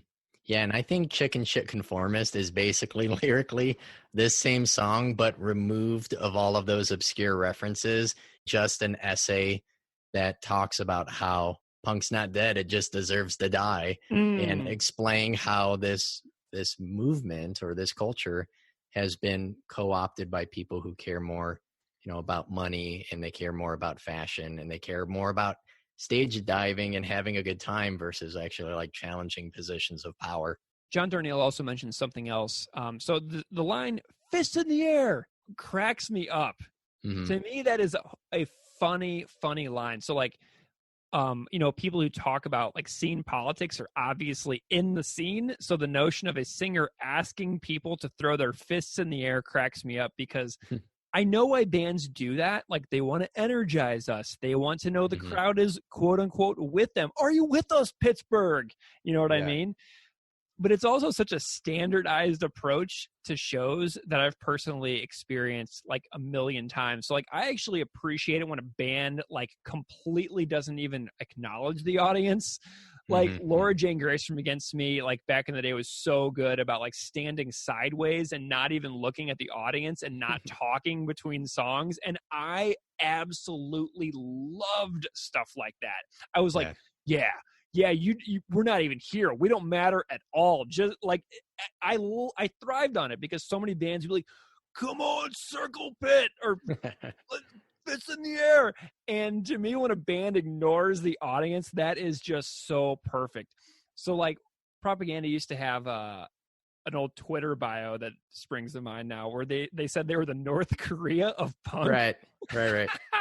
And that resonated with me so much because they've done everything they could to satirize the punk scene over the years. And that's like a huge reason why I love them so much. They've never asked me to do something like throw my fists in the air. They've only ever asked me to try to be a smarter person. And like, that is just so awesome to me to realize that they've never asked me to do something cheesy. They've only ever asked me to, I have my reaction to their music. They don't need to ask me to do anything. They just let me have it, which I love. Yeah, the fist in the air also is very sarcastic. Like, fist in the air, we're all sheep. It's all just kind of paint by numbers. Whenever the breakdown part or the stage dive part happens, we know what to do because we're a crowd and we're just here for that. But in a way, sort of meta, I think, since it matches what they're making fun of. And another line, the straw men you build up to burn. Oh yeah. So many punk and metal and hardcore bands, right? They have these lyrics that are focused on virtue, about being different, about being better than what's maybe celebrated in popular culture. But of course, people are fallible and people make mistakes and people are flawed. So I interpret that line as like, don't put your stock in the band, singing these words or screaming these ideas. Sometimes they're self-righteous and they're self-congratulatory. Put your energy instead in ideas and principles and do your best to actually create positive change. Yeah. And I was thinking about how much garbage Propaganda had to endure, most likely, from crowds over the years in the first couple of records, and probably through Empires as well. I was thinking about all the ways that they would talk to the audience between songs, how the lectures are, notoriously longer than the music that was performed. And, a listener in Australia named Adam Newman wrote to us recently after listening to some episodes. And he told me about Chris getting heckled relentlessly between every single song when he saw them in 1997, and how Adam remembers people in the audience, talking about the band outside, are they a gay band? And what's with all the religion hate and stuff like that? People were talking about the band in super negative ways, out on the sidewalk during smoke breaks and stuff like that. And so this song, Back to the Motor League, says we're back and we are still going to push all your buttons and we are going to thrash you relentlessly with our brand new riffs. Yeah. And I think something that I've overlooked from the band's earlier discography is the introspection and self-reflection that I think is really obvious on Victory Lap, but it's also there in the earlier albums. And I think I'm only starting to make those connections where, Chris is open with his struggle with either personal mistakes or things he said, or running his mouth too recklessly, and these flaws that are strewn throughout their discography, like the line, "It reminds me of my own race to redress my own sad history of mouth feet," having to put his foot in his mouth for all the dumb things that he said. And there are just so many words and ideas and lyrics in the song. It's easy to overlook that part where it's I've not been right. I think I've been right a lot, but I'm not always right. Yeah, and the line "drunken brawls" really stands out to me as well. I can't really picture Chris getting into drunken bar fights. I mean, but he's also in a totally different time in his life now. But seriously, I mean, that's heavy stuff. There was another line that I really liked as well. So back to the Motor League with me before I'm forced to face the wrath of the well-heeled buying public reminds me of the book So You've Been Publicly Shamed by John Ronson, about internet shaming culture. I'd imagine internet shaming and bullying, particularly in old school AOL chat rooms, was going strong back in those days. It has perpetuated at warp speed since then, which may account for Chris's lyrics on the song Status Update from Failed States as well. Thinking about that, facing the wrath of the public for all these things and these ideas, and like saying the wrong thing, doing the wrong thing, and just being totally chastised and ostracized for it is something that is absolutely everywhere in our society now. Do you have any specific things about the musical performance of this song that really stand out besides the fact that it totally friggin' slays? Saying meta is maybe overused, but I really think that fits here. It's a raging piss and vinegar ripper. It gets the crowd moving every time they play it. I think 100% guarantee. I've seen them 3 times and they've played it every time. People are circle pitting, they're singing along, their fists in the air while making fun of the people who are there for the music and not the message. But I'd wager probably by the time that this song was recorded, and certainly by now, those people have like long fallen off attending their shows. Like the people who are there for just the party, for the scene, for the social part of it. Though I will say, when I saw him in 2007, there was a dingus in the crowd in Chicago basically yelling, "Shut up and play already." So even that late, there are people not wanting to hear what they have to say, promoting ideas, promoting books, trying to share a little bit of a context and background information before a song. So, pretty recently, people are, and I'm sure it still happens now, but the last 2 shows, I can't think of anything like that. Man, and it's so boring when people yell that. Yeah. It's so boring. They turn on each other, the crowd. And I very clearly remember someone turning and telling the guy to shut up. Yeah. Which I wasn't going to do. It's good to see, other people kind of stepping up when that happens. Yeah. That reminds me of like when I saw David Cross here in Buffalo about a year and a half ago. He was doing this bit where he ends his recent sets, which I think you can see on Netflix now, but like he has this bit where like Ron Perlman fights Donald Trump. And so I saw David Cross do that live, and this guy in the back row was like, "You just took a dump on the president, man. That is so horrible." And David Cross basically turns to him and says, "Have you seriously never heard a word I've said beyond playing Tobias on Arrested Development?" Right. Like, yeah. Anything at all, ever. Like, so now at this point, like if you show up to Propaganda songs and you're like, "Shut up and play," like you just sound like the most boring person on earth to me. I mean, that's just my impression of it. Are you aware of what John Hinckley was actually arrested for? As if like they're not familiar, or the message has somehow eluded them. But yeah, I think this musically, again, it's a great example of how successful this band is at linking their lyrics with the music. There's so much rock and roll attitude, but it's not perpetuating that banal, like, let's party sort of rock and roll attitude. It's directed inward at punk and the music scene itself. And himself. Which I think is, right. And I think that makes the song really smart. It makes it funny. Knowing this one, I probably, except for that very last fast part at the end, I could probably sing by memory the majority of the song, and there are still things that I'm picking out that I maybe didn't make a connection with before. I went back and I watched some videos of them performing this song, and they have modified this song over the years live a little bit, which I love when bands do that, because it re-injects a little bit of like some new creativity into like a long release song with some live alterations that kind of throws the audience for a loop, and they're like, "Whoa, that's not on the record. I can't believe they did that. That was so cool." So I like when bands do that, and I just like, I'm a sucker for it. I fall for it every time. So like on the live version, after the line "drunken brawls," possibly referring to Chris's own missteps in his youth, like I said, they developed like a sort of like new interlude when Beav was in the band, like leading into the last minute of the song, which is like pretty cool. So then they come back in with the fist in the air part, and the section that reads, "I guess life is just a popularity contest of success, just ability to perform within a framework of obedience. Just ask the candy-coated Joy-Cam rock band selling shoes or venture capitalists silencing competing messages, rounding off the jagged edges." That is so good.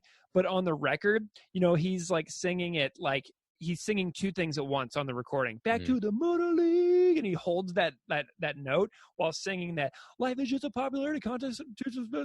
So anyway, in the live version, to capture my attention, Chris doesn't even come back in the singing until Just Ask the Candy Coated Joy Can Rock Band. Yeah. So like he has this strategy of like pulling off the song through some unplayable parts, and they transitioned it to a slightly teeny tiny little bit of changes in the live setting so that it comes off very well, but also makes it playable in over those parts that are like overlapping. Yeah, that makes a lot of sense to adapt a pretty ridiculous nonstop song to be able to play it live. And I just think musically, that opening riff with like the little hammer on and then the bend, it adds so much. I mean, if you watch a video of someone maybe learning to play the song on guitar, maybe they're sharing what they've learned so far, and they have like the chords down, but not the small details. You'll hear what I mean, how much those two things, like the hammer-ons and the bends, add to this, and how later on, kind of under, I guess it's a verse, the riff stays the same, but it slows down. It picks up again with some ringing notes before speeding back into like, being thrashing again. And it has like that great thrashy punk feel with all of the palm muting under like the mouth, feet, eating heads. And I think just that variation of taking that very rock and roll, almost like a classic rock riff, and switching it up and adding all of these different features to it. And of course, what have we here? That part's like a rallying cry, right? The riff really simplifies. It cuts out all the bends. It cuts out the hammers, any flair added to it. And you just have like this pulsing sing-along that overtakes the high voltage, bouncy energy that's in the rest of the song. And then you just shaking your fist and making fun of something collectively that we're all a part of. I know it's like, and then it got that drum beat, like, and then so it just naturally makes everybody want to put their fists in the air, but they're making fun of all of us with our fists in the air at the exact same time. It's utterly perfect. One thing I'm really curious about Todd is I don't know how much Todd played bass before he joined this band. He was the guitar player in I Spy, and so he's great on these songs. And I'm curious, and I'm sure we'll hear about this now that I've said this. Like, I'm curious if anybody out there has any knowledge of Todd's experience as a bass player before he joined Propaganda, or if this was just like we know you're the right person, personality wise, taste wise, to be in this band. I know you play guitar and you're good at guitar. Are you willing to learn this new instrument so that you can join this, so that we can have this perfect lineup? So, did you find any good YouTube comments? I have a couple. I got a couple also. One is, I guess life is just a popularity contest. And I think that kind of boils down this song, right, to that one single line that fits not just punk, but politics and reality show like president. Our social connections and how we see ourselves, whether it's tethering our personal value to how many likes we get on social media. So I think that line, boom, it takes this almost essay of a punk anthem down to that single line, and I think it works. Yeah, I've got one that says, I love how they try to do their very best to get the crowd to turn on them. Propaganda rule. Another one is, this song has caused me to drive way too fast, which is utterly true for, I bet, everybody who has ever played this in their car. Another comment I saw also about a car says, this song has been on a CD in my car since 2003. Different car now, but same CD. Sweet. Respect. Nice. Shout out to that guy. Heck yeah, man. Did you do you have any like big takeaway lessons about Back to the Motor League that sort of stand out to you? I think in exploring new groups, scenes, and subcultures, I personally had to kind of play act for a while to try out a few different versions of me. Yeah. How I wanted to be as an individual sometimes was also like acting and dressing and talking and sounding like everyone else. So maybe at first defining myself by something else's opposite, but that's also, I think, a part of growing up, and it's not all bad. And along the way, it's important to question and to think for yourself and to be yourself. So for me, as someone who's approaching 40, as a teacher, I want to encourage my students as they're looking to find out who they are, but also to kindly remind them that who they are is bigger than the fashion that's connected to, their friend group or the music they like, or whatever identity that they're currently trying out now, and to encourage them to find themselves, but also help them and foster them to think bigger as well, and not to necessarily belittle those things. Yeah, and that's a message that will take a long time to sink in. It's not going to be something that they're going to immediately have a massive epiphany and say, "Whoa, you're totally right." But that's the kind of lesson, the big picture thing, that comes back later, often after some possibly regrettable life choices, where you're like, where those moments kind of come back to you, and you're like, "Huh, what that teacher of mine said that one time, it makes a little more sense now." Yeah, I mean, because it wasn't that long ago that your co-host here had quite a few Insane Clown Posse t-shirts hanging in the closet in middle school, and quite a few embarrassing CDs. If you check Twitter, I did a thing where every loved that I got, I shared in an album that I'm, jokingly embarrassed to say that I previously owned, but I don't really care. It's funny. Yeah. So yeah, tastes change and things change, but I don't know, like, encourage people to find things, but don't be a jerk about it. But also, just some things do suck. But you don't have to be mean about it. Yeah. To me, this song's about sort of like being a square and trying to hammer yourself into a round hole. It's about coming to grips with not being accepted within a place where you at one point thought that you would belong. I think about that. I think about all the times I've wanted to be liked in the world. How hard I have often gone out of my way to get people to like me, and how lonely I've still felt even in all these times where I've put in all this effort. Like, so for example, I currently live in Buffalo. I'm not from here. I used to live in Missouri, and I don't have many friends here, and I've been here 2 years, and I'm glad I'm here, but going somewhere new in your mid-30s is super hard to do. So do I want to move back to Missouri? I mean, not really, but it's also hard to feel like I'm missing a crew of great friends in Buffalo who would just call me up and be like, "Hey, come over," just because they want me around. You know what I mean? Like, it's hard to make friends like that kind of friend when you're 35, 36, 37 years old. So like all those people who might call me up live crazy far away. And it's making me think about, what is my back to the Motor League? Where is back? What is the Motor League? What am I going back to? What would I be settling for? Yeah. It's like going out into the big wide world only to find out just how hard it can be. And, that's a sort of a little more personal aspect of what this song now means to me compared to something different. Back when it came out, it was just like a fist in the air, rager. Right. But it has me a little nostalgic at the moment. That's a great thought experiment. Now I'm thinking about what my Motor League is too. Yeah, where would you go back to? You know what I mean? It's just something to ponder. What would you rate this bad boy?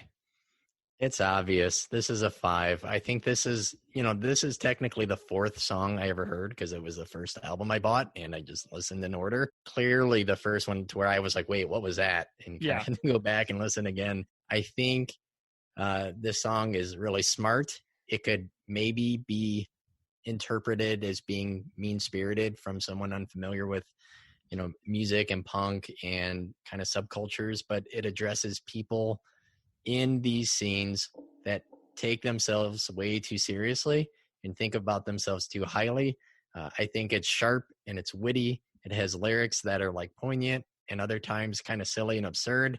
The music is just like a punk rock, thrashing anthem. I think it's a 5 for sure. It's also a 5 for me. Pretty obvious. I think that there are 5 5s on this record. For me. So I think I'm going to rate 5 of the tracks from today's Empires, Tomorrow's Ashes as a 5, as my tentative thoughts. As I was looking at the track listing today, I was like, oh my God, I think there's 5 5s on this album. Yeah, so this is one of them. It's 5 out of 5. That is our episode. Thank you so much for listening to Unscripted Moments, a podcast about propaganda, hosted by Greg and Keith. Hello. You can find us on Instagram at PropagandaPod or on Twitter at PropagandaPod. Thank you to the moon and back, to our guest, John Darnielle from the Mountain Goats. Man, what a guy. So glad he's here. Can't believe he said yes. I feel so lucky. So anyway, everybody go check out John's books and his records. It's just endless, the great amount of things that he has put into the world. So we will be back next week with another song. So thank you so much for listening, and we'll see you next time. Unscripted Moments, a podcast about propaganda, is created, hosted, and produced by Keith Goff and Greg Soden. Musical clips on this show are composed and performed by Propaganda. Artwork on the show is by Justin Santora, who can be reached at justinsantora.com. You can find us on Twitter at PropagandaPod and on Instagram at PropagandaPod. If you like the show, please drop a rating on your podcast app of choice and subscribe to receive future episodes. Tell your friends. Thank you so much for listening.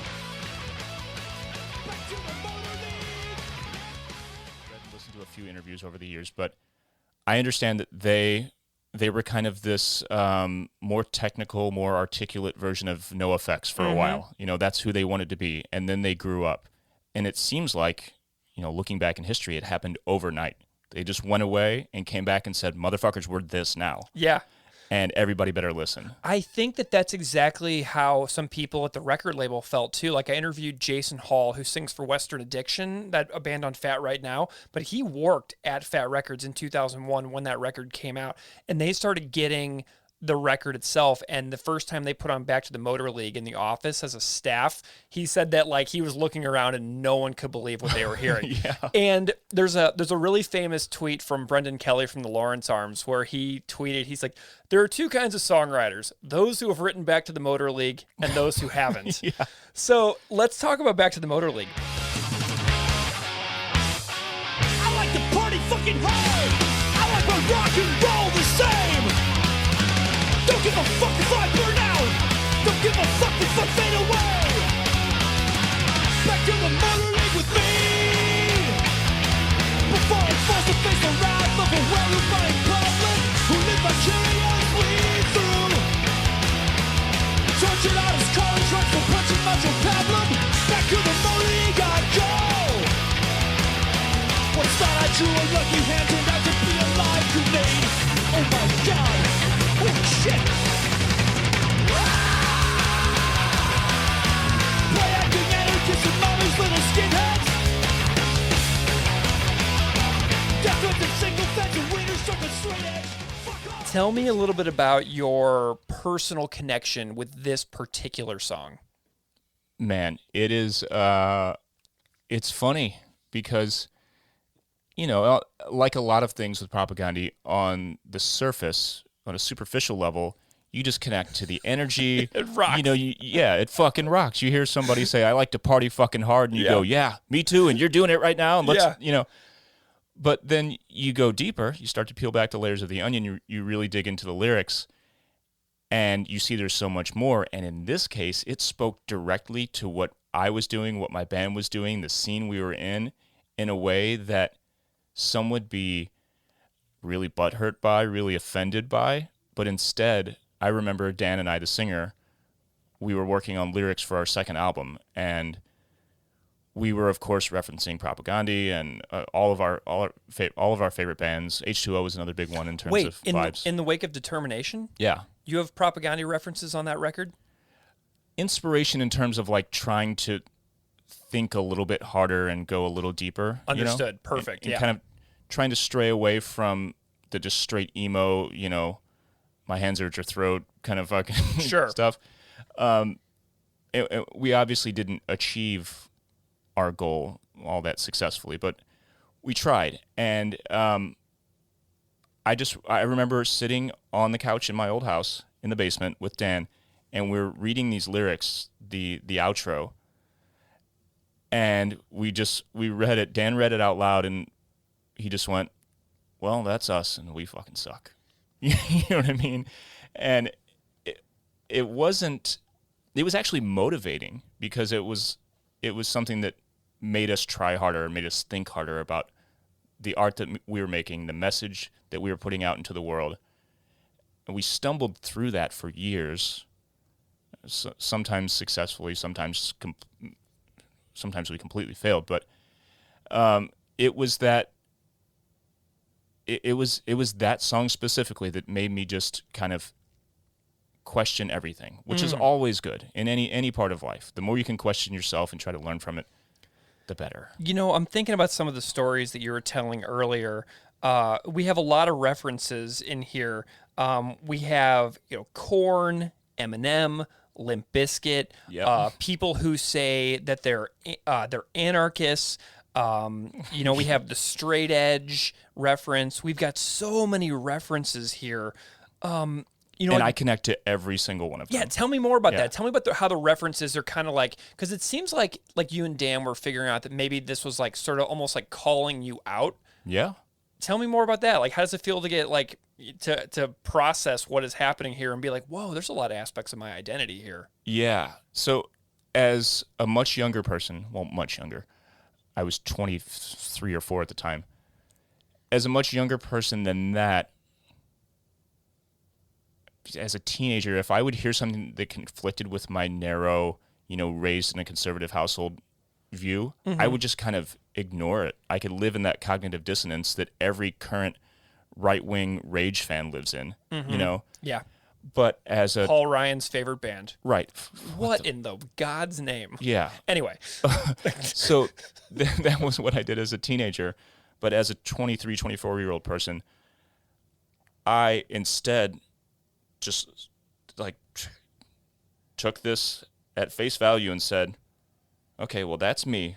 That was me. Maybe I haven't been on the right place or on the right track the whole time. Maybe I should think about my own shit. And it just opened doors for me. So it made me think about, it didn't destroy my appreciation for Eminem and Korn and Limp Bizkit, but it made me, it helped me parse and kind of separate the love for the music from the identity and a lot of the toxic elements of that. So, and some of that was still very much a part of my persona on stage, how I would speak to the crowd, how I would just scream at the fucking crowd, and trying to balance, screaming in a way that motivates and gets people amped up, and screaming in a way that's just like toxic Woodstock 99. I keep referencing this because of the documentary. I watched it too. Dude. Oh my God. I know. It hit home so hard, I was depressed for a full week. I couldn't think about anything else, but man, am I still any of that at all? How do I fix that? I tell you what, whenever the whole Brett Kavanaugh hearings were coming out for the SCOTUS a couple of years ago, I was sitting there thinking about all the times in my life where I had drank beer with my friends, and there were people at a party, and I was racking my memory, being like, have I behaved in the way that this human being who is now defending himself to the death, admitting zero error in any way, not reflecting in any way that it's possible that he may have acted in a monstrous situation at one point in his life decades ago. The 0% willingness to admit that maybe you have done something horrible in the past, and just or even questionable. Yeah. I know. And so that's the thing, is that really stands out to me about kind of what you're saying as well. Yeah. Thinking about all these things in the past, am I still this? Have I done enough work on myself to move myself out of these other toxic traits? Right. And then a lot of stuff about, being straight edge for several years as well, that connected with me. Being very much in the scene, playing Vans Warped Tour. I mean, he might as well have said dedicated to Vans Warped Tour at the end of this. Yeah. It had me question it, but not in a way that just said, well, no, I'm done with everything. It was more like, well, how can I use this platform, this position, this power that we have as a known artist that people listen to and care about, to kind of shift or maybe open people's minds a little bit, shift the narrative of what we are as a band and what the scene means. Mm-hmm. And that led us to The Black Swan, our third album, which was very political and socially aware through the whole thing. There were better songs than the album before, so I think it was maybe more successful in that regard. Mm-hmm.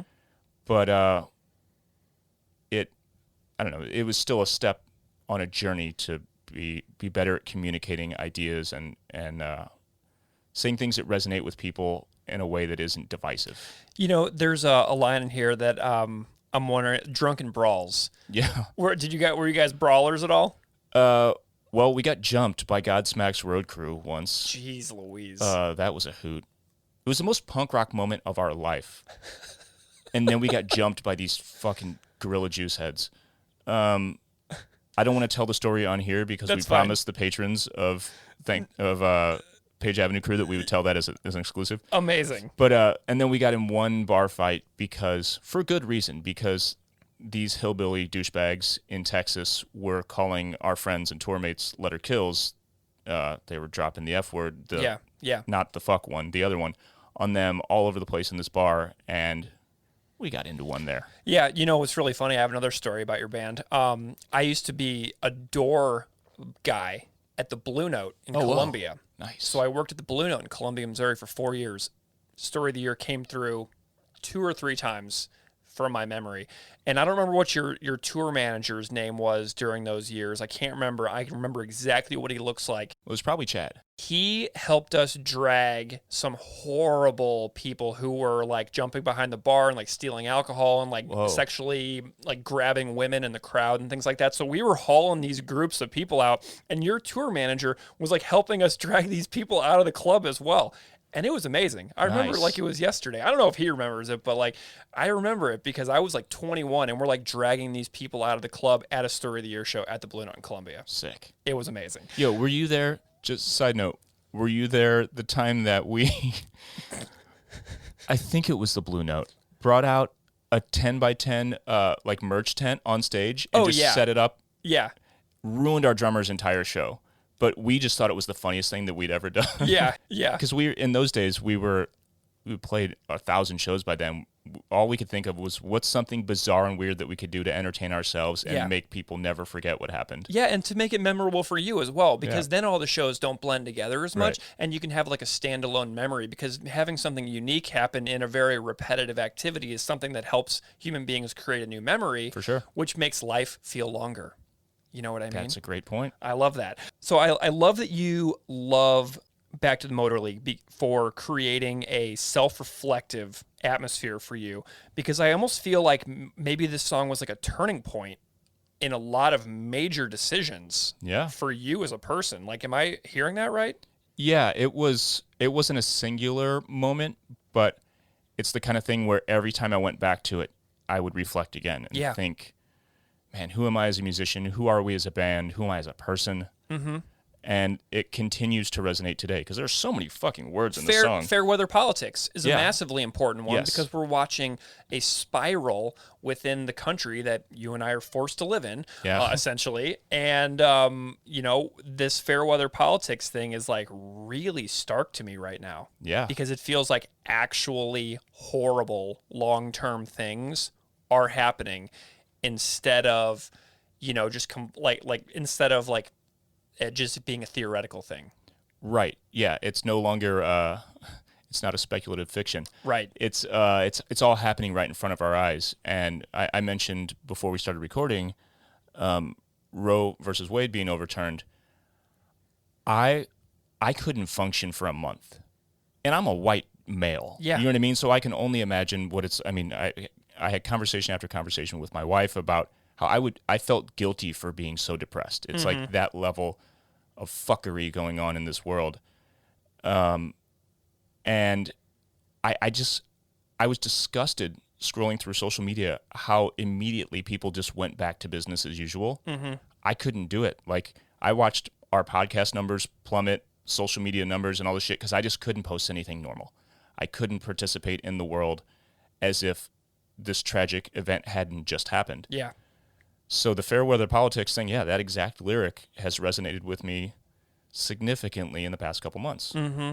Just continues. And as the father of a young girl myself, fuck man, I'm just like absolutely blown away at how many things have been taken for granted across my entire life. Things that you thought were set in stone, and then just to watch them just poof, literally in a single instant, just gone. Death with a single fence and wieners stuck on straight edge. Fuck off, who cares? I'd rather highlight triptychs than listen to your bullshit. Fuck off, who cares? A bunch of stupid things or shitty scenes, a strong man you build up to burn never ceases to amaze. And as I'm suffering of perfection, Podcast about propaganda. Welcome to Back to the Motor League Part 3. Just as a quick reminder, Keith and I covered Back to the Motor League on episode 9 in July of 2020 with John Darnielle from the Mountain Goats, and I covered it again more in August of 2022 with Adam Russell from Story of the Year. Both of those conversations are very special to me because John Darnielle was on our early list of all-time goal guests, and we were amazed we got to talk to him so early on in the podcast. And I'm still grateful to John for saying yes to that early invitation before we'd even done 10 episodes. And then the episode with Adam was super special because we recorded live in his basement in St. Louis when I was home visiting my family. Then just a few weeks later, after Adam and I recorded, I got to hang out with him again here in Buffalo, New York, on a stop for Story of the Year's first tour in several years. So I love our other Back to the Motor League episodes, and if you haven't heard them, maybe go check those out sometime. So this one is special because we've got a great cover and a very fun and lively conversation with Chris Navarette from the band Fine Dining. Chris and his friends get together once in a while to make covers for a very nicely produced YouTube video series. They've done The Vandals, Good Riddance, and lately many of you saw their Back to the Motor League cover where they used an 80s metal theme for a great performance. It's truly wonderful, and you're going to hear it in just a second. Chris was a great conversation partner and told me all about his love of propaganda, how they inspire him as a musician and vocalist, and what it was like making this cover for such an iconic song. So we're going to kick off the episode with the cover, and then we're going to get into the conversation with Chris Navarette. Enjoy.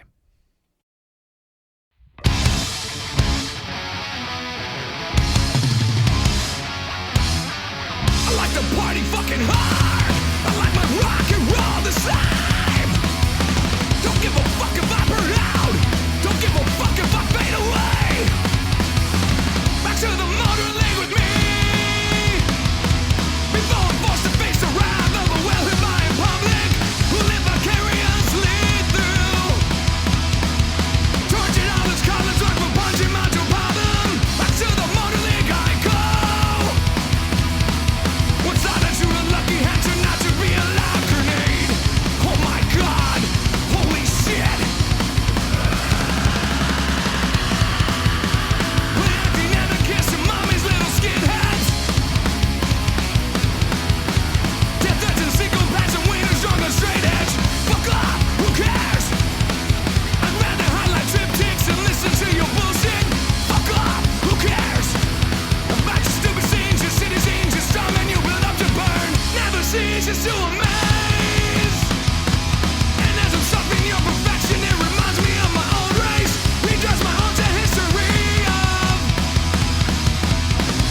mouth feed, eating hats, treated bulls, Amish phone books, struck in proud.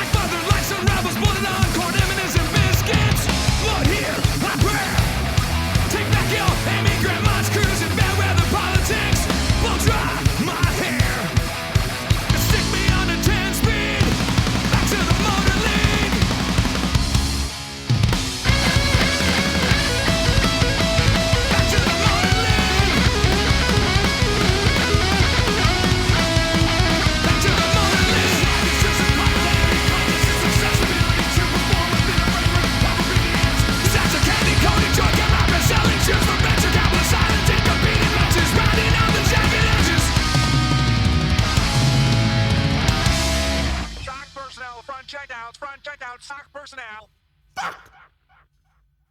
Chris Navarette, welcome to Unscripted Moments, a podcast about propaganda. Thanks for having me. It's a delight to have you here, Chris. I'm wondering if you can just spend a moment and introduce yourself to the listeners out there, however you see fit. My name's Chris. Been playing in bands for a little over 20 years. And my recent band that I have taken seriously, I guess, is Fine Dining. Mm-hmm. And sure that gets lost in translation. A lot of people think we're just the band or that we're not even a band, that it's Fine Dining at the show. So I have that cursed name, but I think it's funny. I think it's a cool name. So Fine Dining, find us on social media, Fine Dining Punk Rock, just so it's not end up at some lobster and steak restaurant. Are you the singer in that band? Yes, I'm the singer and lyricist, and and then with my cover project that you found me on, I just it's called Broke Singer Chris is my channel, but the first program I started is Broke Ass Incorporated, and that's just always been my name. As a singer, I never made any money off of this, so that's always been kind of my moniker. And just through the pandemic, just started seeing some cool covers, and I was like, hey, I want to be a part of this, and didn't really know how far I would take it. Still don't really know how far I'll take it, but I'm having a good time doing it. I definitely want to know more about this YouTube channel. So everybody out there listening will have already heard your cover of Back to the Motor League that led into this conversation. So everybody already knows what you did in audio form, but your YouTube channel is a lot more than just, people playing the song as cameras in their home studios or their living rooms or whatever. These videos go above and beyond that. And I'm wondering if you can tell me kind of about the approach that you and the people who make the videos with you, your pals, how you all approach making these videos, because you go on location and stuff like that. It's really cool. So tell me a little bit more about the approach to these videos. Yeah, at first I think it was everyone did the split screen thing, and your eyes get kind of bored. You're just kind of you're trying to look at everybody and seeing what they're doing, and I guess maybe it makes you watch it a couple more times, so that might be cool. But I think at first I was just trying to meet somebody who knew how to edit. And so when I first started out, I met this awesome dude named Clement in France. Figured out, he was like, okay, this guy's a Pennywise fan. That's one of the songs I wanted to cover right off the bat. And he kind of took the reins as far as editing and mixing. And so I was like, okay, cool. So I was kind of, at the mercy of him, no pun intended. Mercy. But it was just it was whatever, this guy, he's cool. And I would talk to him, and it was just ridiculous trying to understand. And I love accents. I think it's the coolest thing ever. So I find myself talking like him, and I'm like, how do you say we're going to do like this? It's great. And I think eventually it became so much work that he was having a child, I have a kid, and I was like, okay, we need more people involved in this. And if I'm going to take it further, basically, I had to get some people involved. And my buddy, Ron McIntyre, he runs Felony Records. He was in my wedding. I was in his wedding. Been friends forever, at least 20 years. And he's always been into the editing thing. So once he kind of saw that I was taking it seriously, during the pandemic, we hadn't seen each other, even though we're only, 7 miles away. But he was like, okay, he's starting to take it a little seriously. I'm starting to dig some of his covers. So he hit me up, and he kind of jumped in. And at first I think he was very, hey, let's see what these guys are going to send me. And then right away, I think he was like, oh, we're going to have to step this up. So yeah, I definitely credit him for bringing more to the table as far as what you see. And then, the music thing, I think is kind of, I'd say, 85% what I want to do, but I'm also very open. Sometimes the covers are not what I planned it to be, or the song that I chose. Sometimes I'll send to people the whole list, and I'll say, these are the songs and bands, and they're like, you know what, I'm not feeling any of those. I'm like, crap. Yeah. So it does happen. And then they send me a couple things, and I'm like, you know what, never even gave that band a chance. Let me check it out, and turns out, it was awesome. So it's kind of cool, but definitely I credit Ron for starting the process of making things look better to the eye visually. And then I kind of just my whole goal from the beginning was, I'm a singer. What am I doing here? I want to get better. Let's get in the studio once every 2-3 weeks and let's push myself. Let's challenge myself. And so when it's time to do the Fine Dining full-length album, which we have just finished, I will feel so comfortable and right. I'll know what I want to do. I'll know how to layer my voice or harmonize or whatever, you know. I just will be comfortable and I'll be up for anything. And that's exactly what happened when we got in the studio. I was fired up. I knocked out 3 songs a day. And, you know, it was just like, all right, let's double this, let's double that. Nothing was, I'm not going to say there weren't challenges, but I definitely was up to the task and pretty well rehearsed and ready. So for that, the audio was my main goal, was like, let's just carve a new, you know, part of the throat out and get better. Because, you know, recording is way different than live. And I think any singer will tell you it's a big wake up call, you know. Man, that is such an amazing approach to going into the studio, to have this project that you're just purely doing for fun leading up to it, because the studio for a band with original compositions can be such a stressful and daunting experience, that to, you know, pursue something that's like just based purely in joy, like doing like Good Riddance and Propaganda covers. I mean, that's such an awesome warm up. And it also helps you learn new things about how your voice works by trying to, like, you know, do what these other vocalists who are, you know, been doing this for a long, long time have done in the past. So, I mean, that's a really cool strategy for getting yourself psyched up for the studio. I really love that. Yeah, thanks, man. It was a challenge to, you know, I actually did a where it wasn't my channel, and I jumped on theirs and I did a Chad Price all cover. Yeah. And I was like, this is one of my favorites, you know. This is going to be, and they like to do things more to the T, where I like to actually add more and like just put my own interpretation on it, which is great, but I wanted to do what they wanted to do. So I really wanted to try my best Chad Price impersonation, which was, that's a task right there, you know. Amazing. So, it was just like, basically I just wanted to take on all tasks and say, you know what, I'm open. And that's how I started a little stoner metal project on the side with my buddy Tim that I've known forever. It's called King Need, and everything's drop A, drop B. Nice. You know, I'm sitting there sounding like a bear, you know, singing on this stuff. And I'm like, okay. And so just being open to those things, I'm like, okay, so tunings, let's find my sweet spot, you know. So like the first thing I do when I talk to people is like, are you open to any kind of tunings? Are you down to, you know, basically drop it? I'm never going to go up, you know. But, you know, always different speeds, always different, you know, if the raw track is the original's not to a click, it's going to change when you put it to a click, and you're going to add your own interpretation naturally. You have to fill the space. I love it. So just all that was like, you know, it's sometimes you're trying to talk to people and it's like, how do you get through to them through an email? You know, something. Yeah. It's like, who is this guy? Why is he? I'm not going to do that. You know what I mean? So. Yeah. Why is this person with a Propaganda podcast Instagram DMing me out of nowhere, asking me to be on this song by song podcast? You know what I mean? It's like really funny how those connections get made. It was cool because I literally saw the repost by Propaganda. Yeah. And I'm like, whoa, like they reposted it. Like I had to look at it like 3 times. I'm like, yeah. Did they really do that? It's such a thrill when Todd reposts that stuff, isn't it? Yeah. And then all of a sudden, then I got your DM and I'm like, I was like, wow, this one hit, you know, because sometimes you're like, damn, deaf ears. No one gave a crap. I think one of our Vandals covers, which I thought was a fun time, no one saw it. You know, did you do Let the Bad Times Roll? Is that what you did? Yes. Dude, I watched that one too. That was so great.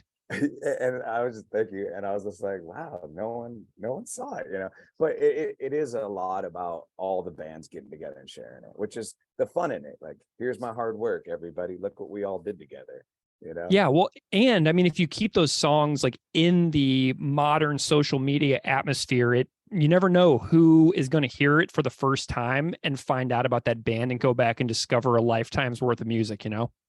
Yeah, and that was my other formula. Like, there's other people doing things, but my formula was always grab the nostalgia song, maybe not the number one hit, maybe a hidden gem, and then not destroy the song, but add a little something to it, get people going, oh, I remember that song from the show soundtrack, you know, like surfing, like that was my jam, you know, and he knew that one, you know. That's what I want. I don't want like, oh, he he did the number one track and he didn't do anything to it. He just played along, and that's not what I wanted to do. My whole objective was to add something cool, whether even if it's just a scream that wasn't there before, you know. Dude, I gotta ask. I loved your Fertile Fields Good Riddance cover. That is hands down my favorite Good Riddance song ever, and it's not even close. And my friend Jared from Counterpunch is the bass player on that. And you know, I'm wondering about that cover a little bit as well, because I love that song so much, but also because I'm buddies with Jared. But like, how do you get these people involved in this project? Like, how do you like, do you have a list of people that you want to work with that you're like reaching out to for each different cover? Like, how do these folks get involved? Sometimes I'll create a list, like all the friends I played with, and then like a secret wish list of like, you know, my favorite artists. Like, they're probably not going to give me the time of day, but I'll put it on my secret wish list and I'll send them something and they'll ignore it. But every once in a while, you know, Little Joe comes to me and says, I'll totally do it, you know? And I'm like, are you kidding me? Little Joe. Amazing. Yeah. And, you know, and there's people that ignore it, but I get it. You know, people have, maybe they don't even see it. I don't even know who runs their Instagrams, you know what I mean? Right. But with how I found the drummer was, I loved his bigwig cover that he did with Steve Rawls at Belvedere. I was like, dude, that's killer. And that's actually how I found Josh, who's the guitar player. We're doing a Gorilla Biscuits cover coming up. And so it was cool. I kind of found this almost little Canadian scene. Like, I was like, okay, I got Dustin, this guy rips on drums, you know, and he introduced me to Paul, the bass player from Trigger Happy. And then I happened to see the Mikey and His Youth cover of now I'm gonna forget it, but the Almighty Trigger Happy singer was in that, and I'm like, okay, Almighty Trigger Happy, okay, and Brutal Youth, okay. So I just kind of like, it was kind of like, wow, I feel like I have a little bit of a friend base now if I ever go out there, you know. But yeah, actually Dustin did those drums, it's kind of sad to say, about a year ago. Wow. Sometimes, oh my God, 1 month, bam, bam, bam, bam, everyone's done. Yeah. And then sometimes it's hey, you remember me? You know, you're gonna do those drums, right? But to his credit, he actually did the drums pretty quickly. We had a bass player who, I don't know, I'm not gonna mention his name, but he actually came into some mental issues and he had to, you know, walk away from it. But it was like 6 months in. I'm crazy. Like, I need to find somebody, and sure enough, I forgot how, because I didn't know Jared yet. I just knew Counterpunch. Yeah.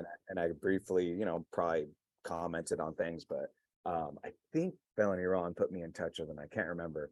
But just like we're talking now, he got me on the line and we just chatted and we were all aboard, and he probably knocked it out within a week. And I'm like, love it. It's been on this track for a year and he knocks the bass out in a week.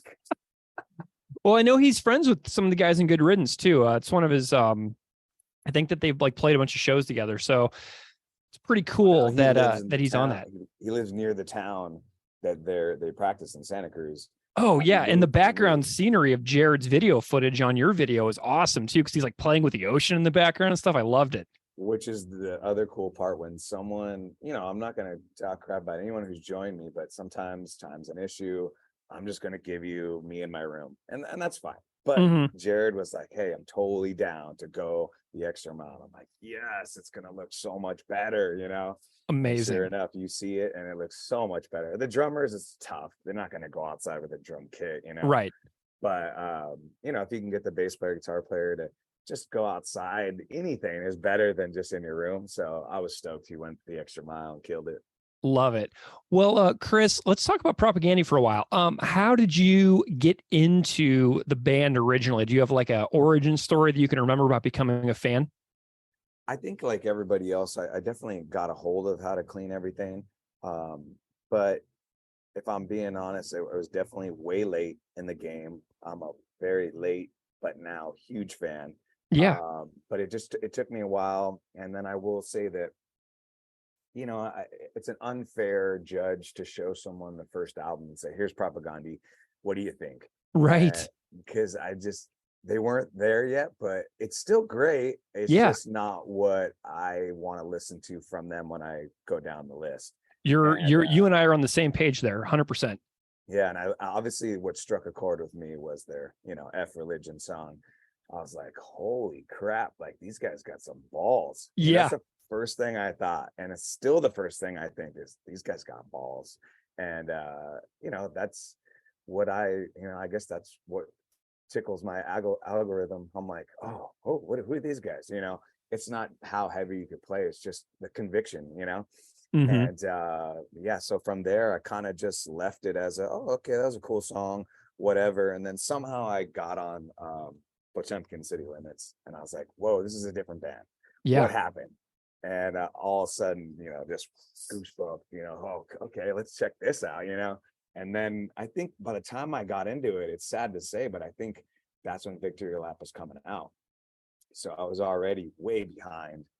Victory Lap comes out, and I'm like, oh yeah, man, this is it, Yeah. So good. I don't know if I will say it's the best, but it's so close, and they're all, but it made me go back to Supporting Cast, and I was like, okay, Supporting Cast might be my favorite, but it was just to say that you have those two albums at all I know is like a career, Yeah. And I will say is those are the three I focused on.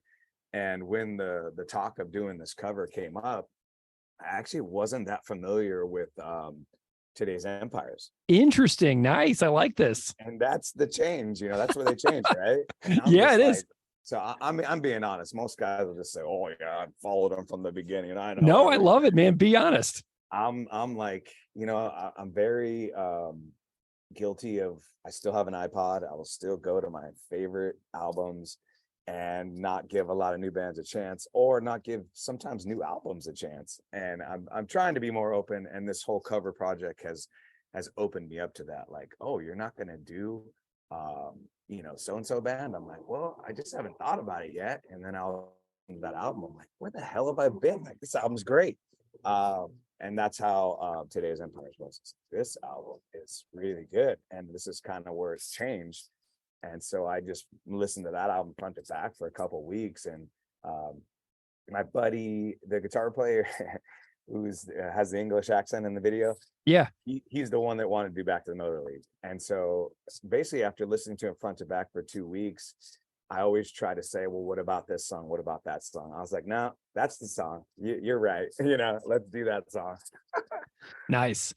There's a really interesting tweet that I remember. Brendan Kelly from the Lawrence Arms tweeted, I guess it's probably been 10 years, but he wrote something along the lines of, there are two types of punk rock songwriters, those who wrote Back to the Motor League and those who didn't. Wow. And, this song is like an exceptional song. I'm wondering how, like, what your reaction to that tweet is. Like, there are those two types of punk rock songwriters, those who wrote Back to the Motor League and those who didn't. I'm wondering your thoughts on that. I definitely agree with that statement. Yeah, I think the first note I heard was like, obviously you hear the first lyric and you're just like, oh, this is a satire. You know what I mean? Like, that's the first thing I thought was like, and it's funny because, you hear the lyrics and that's one of those songs where like, I was forced to look it up and be like, what is everything? Like, you hear some of it, but what is everything? And you start to look at these people talking about it and they're like, oh, what dumb lyrics. I like to party hard, and I'm like, yeah, you literally read the first two lines and you walked away. This song is about you. Like, yeah. So I just thought it was hilarious. But I thought satire immediately. But yeah, I started looking it up and, credit to them, a song that made me want to look up the lyrics, because this day and age, that doesn't happen a lot with me. Maybe when I was 13, opening up CD booklets, I would do that. But now, I got a kid, I got work, I don't have time for this. I got 3 songs on my commute, so I got to have 3 bangers, and you better believe Back to the Motor League's one of them, Nice. But I went in there and I checked it out, and I'm sure there's still stuff I don't understand. But one of the things that resonates with me is the line, don't give a F if I burn out, don't give a F if I fade away. To me, even though I know he's being, I still think he kind of actually, that's the one line that he still believes himself. You know what I mean? Because I know when I'm up there, I'm going to give it my 100%. I'm a front man. I want to go hard, but as soon as I'm done, back to the regular league, but I feel like he believes that he doesn't really care if he burns out or fades away. Like that's his stamp on this song. It's just like, take it. I don't care what you think. And if I fade and no one ever cares about Propaganda again, I don't care. And that's what slapped me in the face, was like, man, this guy's got balls and he doesn't care what anybody thinks. Man, I love honing in on that one particular lyric as being like a moment of like, this is 100% me, and there's no like satire or joke about it or poking fun. Like this is like the line in the song where I'm like being completely real. Does that make sense? Yeah, and like I said, he may not believe that, but at least when I hear it, I do, because I feel like if you're a singer or a front man, you really want to bring it, or else what are we doing here? I feel like you're up there and of course you want the crowd, but like, you're there for selfish reasons as well, to get it all out of your system. I always say to let the demon out so I can be happy. I want to get that bug out of my system. And, that I think that's part of it when you're up there, is you wouldn't do it if you didn't get pleasure out of giving it to the crowd, Mm-hmm. So whenever you were prepping for making this song, like doing it in the studio, like tell me a little bit about like what you had to do to get these vocal takes and like, get it all lined up and, nicely harmonized. And you did a bunch of, I presume you did several takes. Can you tell me a little bit about the experience of doing the actual performance for you? So Scott from 10 Foot Pole, he did ask me if he wanted to tune down. And I felt like I didn't need to. Looking back on it, maybe it could have helped me a little bit, because it was a challenge. This is not an easy song to sing. Though the notes can be higher, it was all about just, I call it mush mouth, like trying to pronounce these lyrics and give it the way he gives it. Yeah. And in the right speed, because every singer attacks a song differently. And that's what's so cool about this project, is I've learned, okay, this singer likes to, be on beat. This singer likes to be behind the beat. This singer is, I don't know how he did this part, but I'm going to try. And, as a guitar player singer, I'm sure this makes more sense to him. But just trying to get every lyric and the pronunciation down was definitely the hardest part. Nice. Does anything really kind of stand out to you? Because like, how many layers did you do? Because you have some parts that are, really intense and screamy and throaty, and then some parts that are extremely beautiful and harmonized. Like what are we listening to here if we were to look at this like on the the audio editing software and the recording? Well, I think the only thing, honestly, I didn't double was the beginning. I really wanted to scream hard in that beginning. I felt like, if this is me and this is my interpretation, I'm gonna lay it all out on that first line. And I like to put it, know what I mean? And that's where that's the only like probably single, like no layered at all. That's just me raw in the cut. And as soon as Back to the Motor League with Me comes in, that's where you hear the double. And that's where I was like, ooh, I'm gonna need that double. Like this is, I got to come in and it's got to be melodic and pretty and good. And, that one took me a few takes. That first line, I think I nailed it. I was like, I knew exactly what I wanted to do. I didn't even wait for the guy next to me to say, like, you want to hear that back? I was like, nope, that's the line that I envisioned me doing, and it's done. Everything else, all right, let me put my hard hat on and let's jump in here. But the guy doing, I have 3 or 4 guys that I like to, that was the other thing. I want to engineer with different people and hear their thoughts and, have my own idea, but also be a little bit open and also, know when to shut things down. But I just remember him hearing me and him just laughing in between the takes, like, this guy's talking shit about everybody. This is awesome. The engineer was like, he's realizing the lyrics too. And he's like, wow, I never heard of this band. This is great. Amazing. Did everybody record all their stuff like on their own, like home rigs and stuff? Like, cause getting good takes is, studios is expensive and costly. And I'm wondering what that was like for everybody. I think the people that will continue to join me, along this ride is the people that can record on their own and do it inexpensively. The drummer for sure, Aaron actually, this is the first one he edited and had the idea for the whole video. But Aaron knows how to record his drums, and he's actually really good friends with Scott from Tempo Pole. And so Scott, being now his own engineer himself, has shown Aaron a few things. I think they've kind of worked together. So, they're right at home with each other. And I think Scott could clean up whatever he needed to clean up if he had to. I don't even know if he had to. But yeah, Scott has a home rig, so he did his own guitar. And I believe Dave recorded himself too. So in this case, I think everyone, Loic, he did it all at home. So in this case, everyone did everything at home except for me. I think as a singer, it's just tough to hit pause and start over and just work in the computer, work in the reins while you're trying to be in the moment and sing. Yeah, I'd rather just pay my friends to do it well, especially a song like this. Maybe if it was a one taker where I'm just going to scream my head off, maybe I don't need the best engineer. Maybe I just need someone to hit play and let me go. But for this, I really want to make sure that the performance was as good as I could do in my own, what I'm capable of, and hear what he wanted to say. So yeah. Awesome. Tell me a little bit about the concept for the video. You mentioned that there was a story sort of and an idea for the video. Tell me a little bit about that.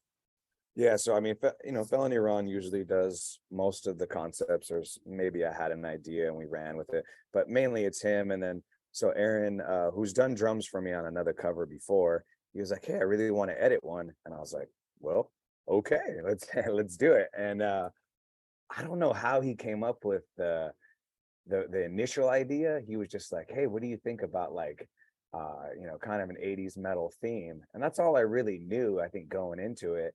And I was like, "Sure, why not?" And and then he came to me with this idea of like a tryout. And I think we definitely had to I needed help understanding a little bit more, but he was like, "Yeah, we're going to try out for this band, and we're going to act like this band existed 20 years ago.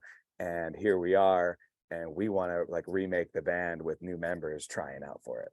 So and then it was just an hour conversation of us just riffing and coming up with these dumb ideas that a lot of them didn't work. Yeah. I love it, man.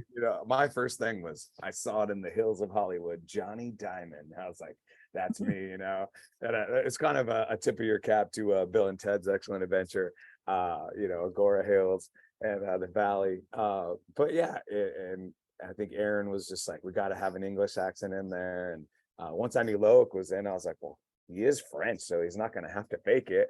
Yeah. He just might have to, accentuate a little more than normal. Amazing. I think we both came up with a couple names. I had the Jean-Claude Van Ram. Gunk. And I think Dave was like, "How about Pony Boy?" And I was like, "It needs something, it's got to have something." I was like, "How about Rose? Pony Boy Rose." Nice. Like, boom, and then, like I said, every guy came up with their own name, but we all kind of collaborated, which was the funnest part of this. Sometimes it's all just, "Hey, I did it, here it is." And that's fine. I'm all for it. But every once in a while, it's really cool to sit down and really feel like everyone put in their stamp, Right. Nice.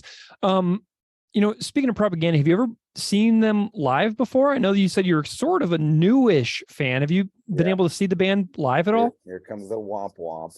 Yeah. Oh, bummer, man. Seen them live. I have not. I've watched a lot of footage of them, and worked out and ran and cleaned the house to a lot of Propaganda, but I have not. It's on my list, which is sad to say that they did come through recently on a makeup tour, I think, because I think someone got COVID and they came through. But having a 6-year-old and for me, it's like if I play once a month, I feel guilty asking to go out too. Sure. But my thing is always like, hey, if I can play the show, perfect. Yep, exactly. Make a little bit of money, cover your costs. Yeah, I mean, the money is not even important these days. It's really just playing with your heroes. So definitely on my hero list to play with Propaganda would definitely be towards the top. And that's really, I think, why I joined a band was to, definitely to, make a record. But you want to play with your heroes, the people that inspired you. You want to play with them. Amazing. Well, Chris, I am just super delighted to have had the chance to chat with you about this fabulous Back to the Motor League cover. What an amazing and iconic song. One of the definitive songs for this band. I think that everybody out there listening would agree for sure. Do you want to promote any links or places where people can find you if they want to continue to follow you and check out your bands and check out your future cover projects? Yeah, my original band is Fine Dining. Like I said, maybe just add punk rock to it so it doesn't come off as a restaurant or something. Mm-hmm. And then the channel is Broke Singer Chris, where you'll find Fine Dining and any side projects, and then this project that we're talking about, Broke Ass Incorporated. And that's where you'll find all my covers that I do. Easy to get a hold of if you want to join. But yeah, always just my goal right now is to do my favorite, or at least best cover that I can come up with for each band. So I'm not repeating any bands at the moment, and just having fun picking a great song to do. Well, a lot of folks out there who listen to this podcast are also extremely proficient musicians. So if out there you're listening and you want to get involved with Chris, go and find him. Chris, thank you so much for joining me. I've had a real blast. Awesome. And hope everyone likes the cover when they hear it on your end.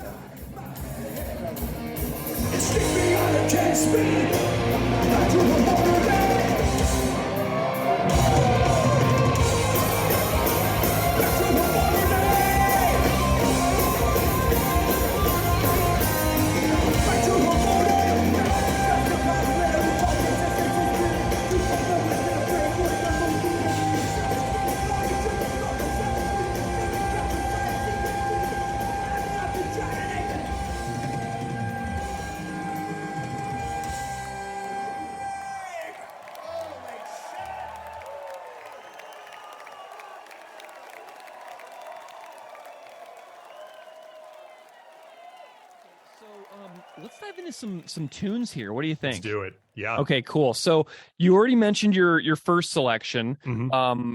So I'm actually gonna switch it up a little bit here. I'm gonna go in the order that they appear on the record. So we're gonna start with a couple of tunes from Today's Empires, Tomorrow's Ashes. You ranked Today's Empires, Tomorrow's Ashes your second favorite Propaganda record in the Hard Times article. Yeah. And you kind of like a little bit summarized your time and place of the Empires LP. Do you have any like broad thoughts about like the album as a whole that kind of, talks about like why it matters so much, like within the context of your life? I do think that when I first started listening to it, with the exception of like Rage Against the Machine, I would say this was the first kind of overtly political band that I really got into. Mm-hmm. And I liked the way that the sort of confrontational way that they talked about things made me like a little bit uncomfortable in a way that was like enticing to me. Like it was kind of like, whoa, interesting. There's a part of me that's not wanting to be told what to do, and there's another part of me that's like, oh, this is different. Like, there's nobody in my life who talks like this, and it was like fascinating, and like kind of like when you see your first horror movie as a kid, like you like can't look away from it, and you kind of I went down the track of getting obsessed with horror movies, and I think it was a similar effect here. So, yeah, Today's Empires is kind of prototypical Propaganda to me, and that's where it starts in my mind. Awesome. Okay, well, let's dive into Back to the Motor League, your first selection here. Yeah. Why did you choose Back to the Motor League as one of your main songs to chat about for the podcast? So, I mean, I overanalyze everything in life, and coming up with this list of 4 songs was one of those for sure. I definitely wanted to get something that wasn't discussed yet, so we have a couple of those, but Back to the Motor League is one of my favorite songs. I know it's been discussed a few times on this podcast. Totally fine. But a thing that I think is very interesting about it is the way I kind of relate to it on an almost satirical level, especially with the opening lines of this song.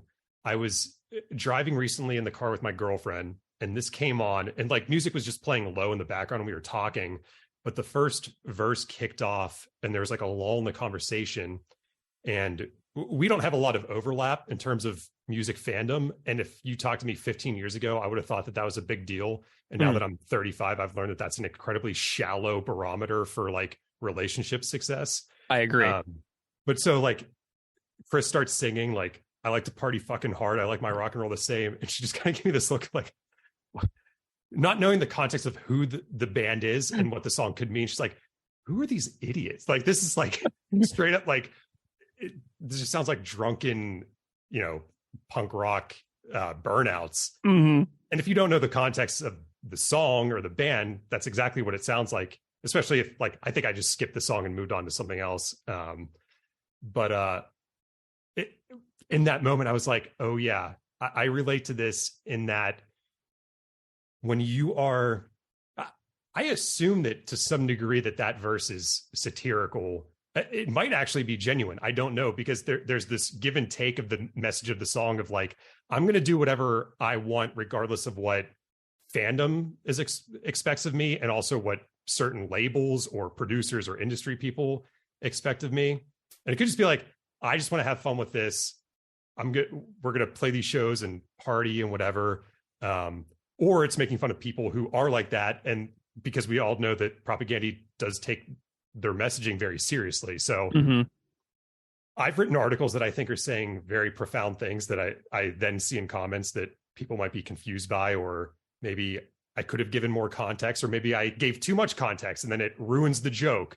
So I relate to this song on that level, but also musically, it's just absolutely kick-ass, great melodies, good melodies that I think don't exist in a way on How to Clean Everything and Less Talk. And that's something that really draws me to it.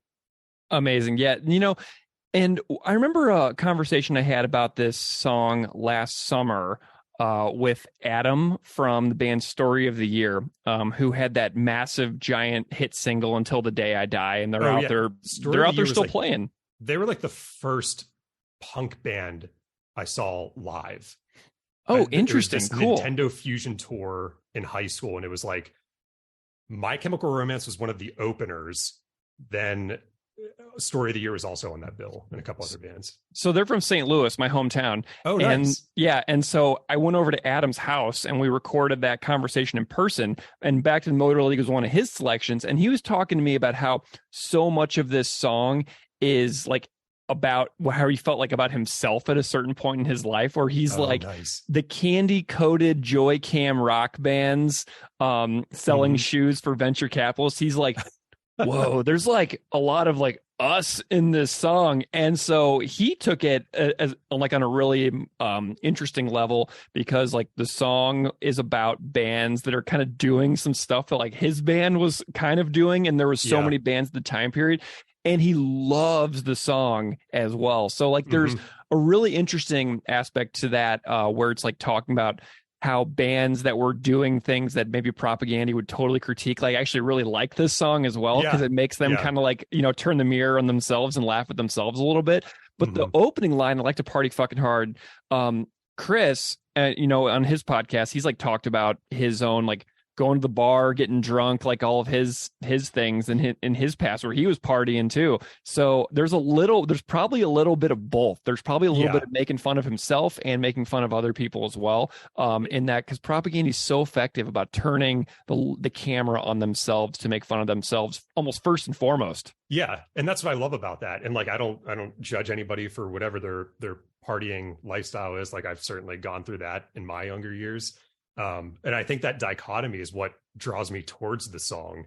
I could say, like, with my Hard Times articles, I would say about 90% of them, the person being made fun of is me specifically. Like, I'm making jokes about myself. It might be like, oh, woman loves blah, blah, blah, or poser, blah, blah, blah. It's just things that I've noticed about myself. Yeah.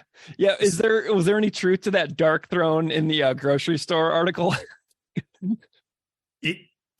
I can't remember what the specific song I heard in public was, but it was something that I loved as a kid. And it wasn't very like, it wasn't a super metal song. It might've been like Gin Blossoms, where I remember like recording off the radio to a cassette tape and like listening on the bus to school. Hey, Jealousy.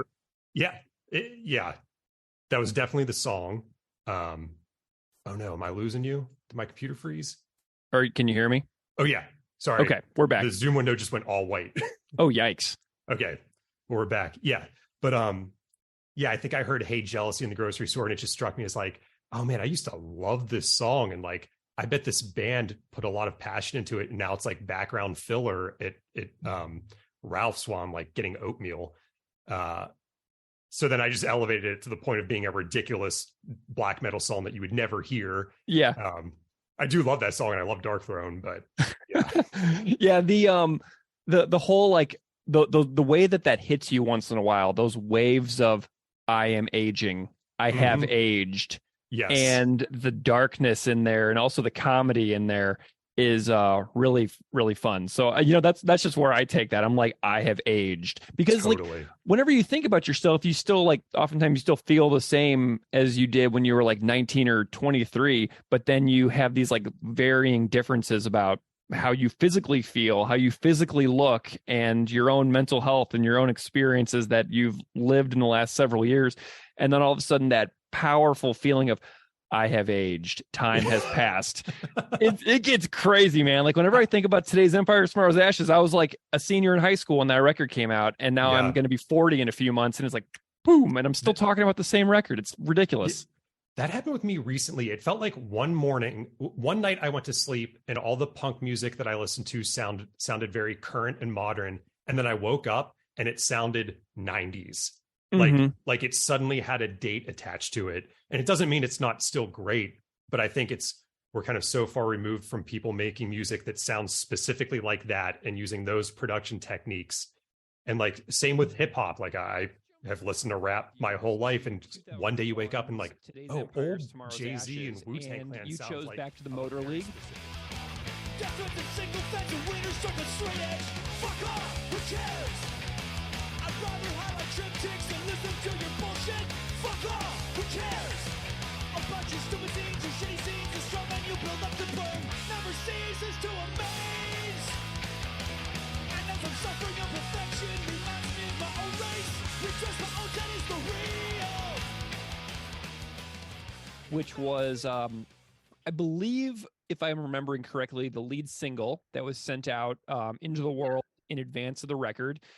And there's a really well-known tweet by Brendan Kelly from the Lawrence Arms, who once said, there are two types of punk rock songwriters: those who wrote Back to the Motor League and those who didn't. And so I love that tweet, because you can just tell how much of a high regard this song is held by a lot of people in the music world who play music for a living. So tell me a little bit about why you chose Back to the Motor League for your third selection.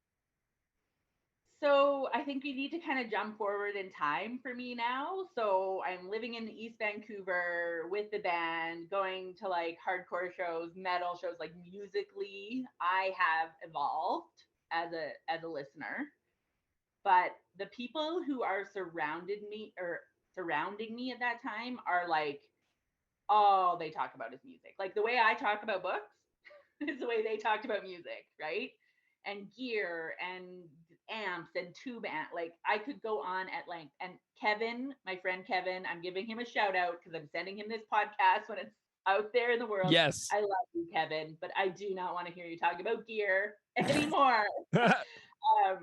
So yeah, like 2004, living in East Van, going to all these like punk shows with the band, living in that sort of world, right? Today's Empire it is just beginning to end. There are no, in my opinion, no stinkers on this album. It's just like solid beginning to end. There's not a single song that doesn't rock. It's so good. And it's also one of the only albums that we could all agree on. It was like metal enough for the metalheads in the band and the metal guys we were hanging out with. It was hardcore enough. It was punk enough. Like whenever we were just sitting around drinking beers and talking about music, this would be the album that we could all put on that no one would like argue and like get mad at, right? So I think for me, this album as a whole is just like the memory of that time, like that nostalgia of that was just a really great time in my life. Like I was 24 years old, living in Vancouver, just rocking it and having a great time. And back to the Motor League. So I hadn't seen Propagandy for a while. I'd gone to all the all ages shows here, but then they hadn't come to Vancouver, or maybe I just didn't have money. Like I was pretty poor when I was living there, so I hadn't seen them. And so when this album came out, they toured through Vancouver, and I saw them like upstairs in like a Legion or something. It was like a really weird venue that I saw them in. Yeah, this song just came on and I was just like, yep, that's it. Like it just, the way it opens, and like I like to party fucking hard. I like my rock and roll the same. Like I was like, yes, yes, I love this song. But I also felt that it was like really making fun of bros. And so you would go to a Propagandy show and this song would come on, and it was almost like two distinct crowds formed the song. And it was like, oh, you don't know that this song is criticizing you. That's this crowd over here, right? You're like drunk and starting fights in the mosh pit crowd. That's you. Yeah. And then there was like us being like, oh, we're making fun of you for starting fights in the mosh pit sort of crowd. And it really sort of like, you could really see the divide of like who kind of understood Propagandy. And now I sound really elite. I feel like I sound really snobby and elite. Like, oh, you're the true Propagandy fans. But like kind of could see that divide of like, I think there were people whose first taste of Propagandy was Back to the Motor League. That was like, that was the song. And if that was the song that introduced you to the band, I don't know if you could understand the band. Does that make sense? Sure, absolutely. That's what I was thinking about for that. Nice. Do you have any particular lines that you really love in the song? Like later on, there's so many little good one-liners and stuff. I love the I love like the Dead Kennedys reference of Chicken Formus. That's a really cool one. I always love that. I also just love the like play acting anarchists and Mummy's Little Skinheads. Yeah. Like that really jumped out to me of like, yeah, like everybody knows who they're talking, like you know someone in your life, or you've seen someone at a show, or you've seen, who's just like putting it on, who's just like showing up and putting it on just for the sake of showing up and looking cool or whatever that is, you know what I mean?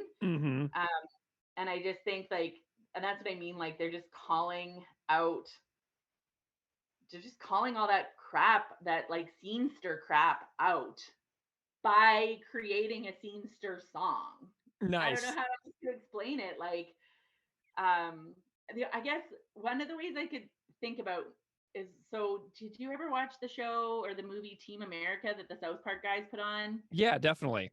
Years and years ago. So whether you're a fan of it or not, like that's besides the point. But I had gone down to Seattle to a show, and there's a bunch of us that went down, and we actually watched Team America in Seattle in a like United States theater with America.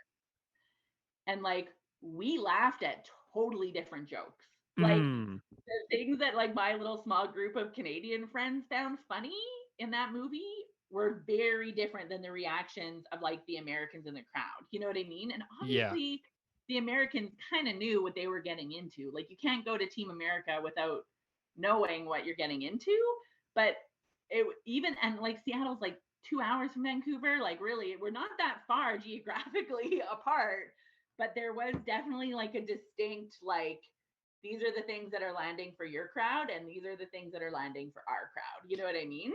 Kind of is like that experience again of like, and I've been the first to be called like a poser. Like I said, I don't know the bands, I don't know the songs. Like the guys always made fun of me for being like, you don't even know who you're talking about, and you're wearing their t-shirt. Like, come on. And I'm like, I've lived in this world for 20 years now. Like, just because I don't remember the name of the bass player on the album in 1986 doesn't mean I don't like them. Like, yeah. But, yeah. I love how this, I love that comparison of maybe this is like the Team America world police of the punk rock world. That is super, super funny. I love that.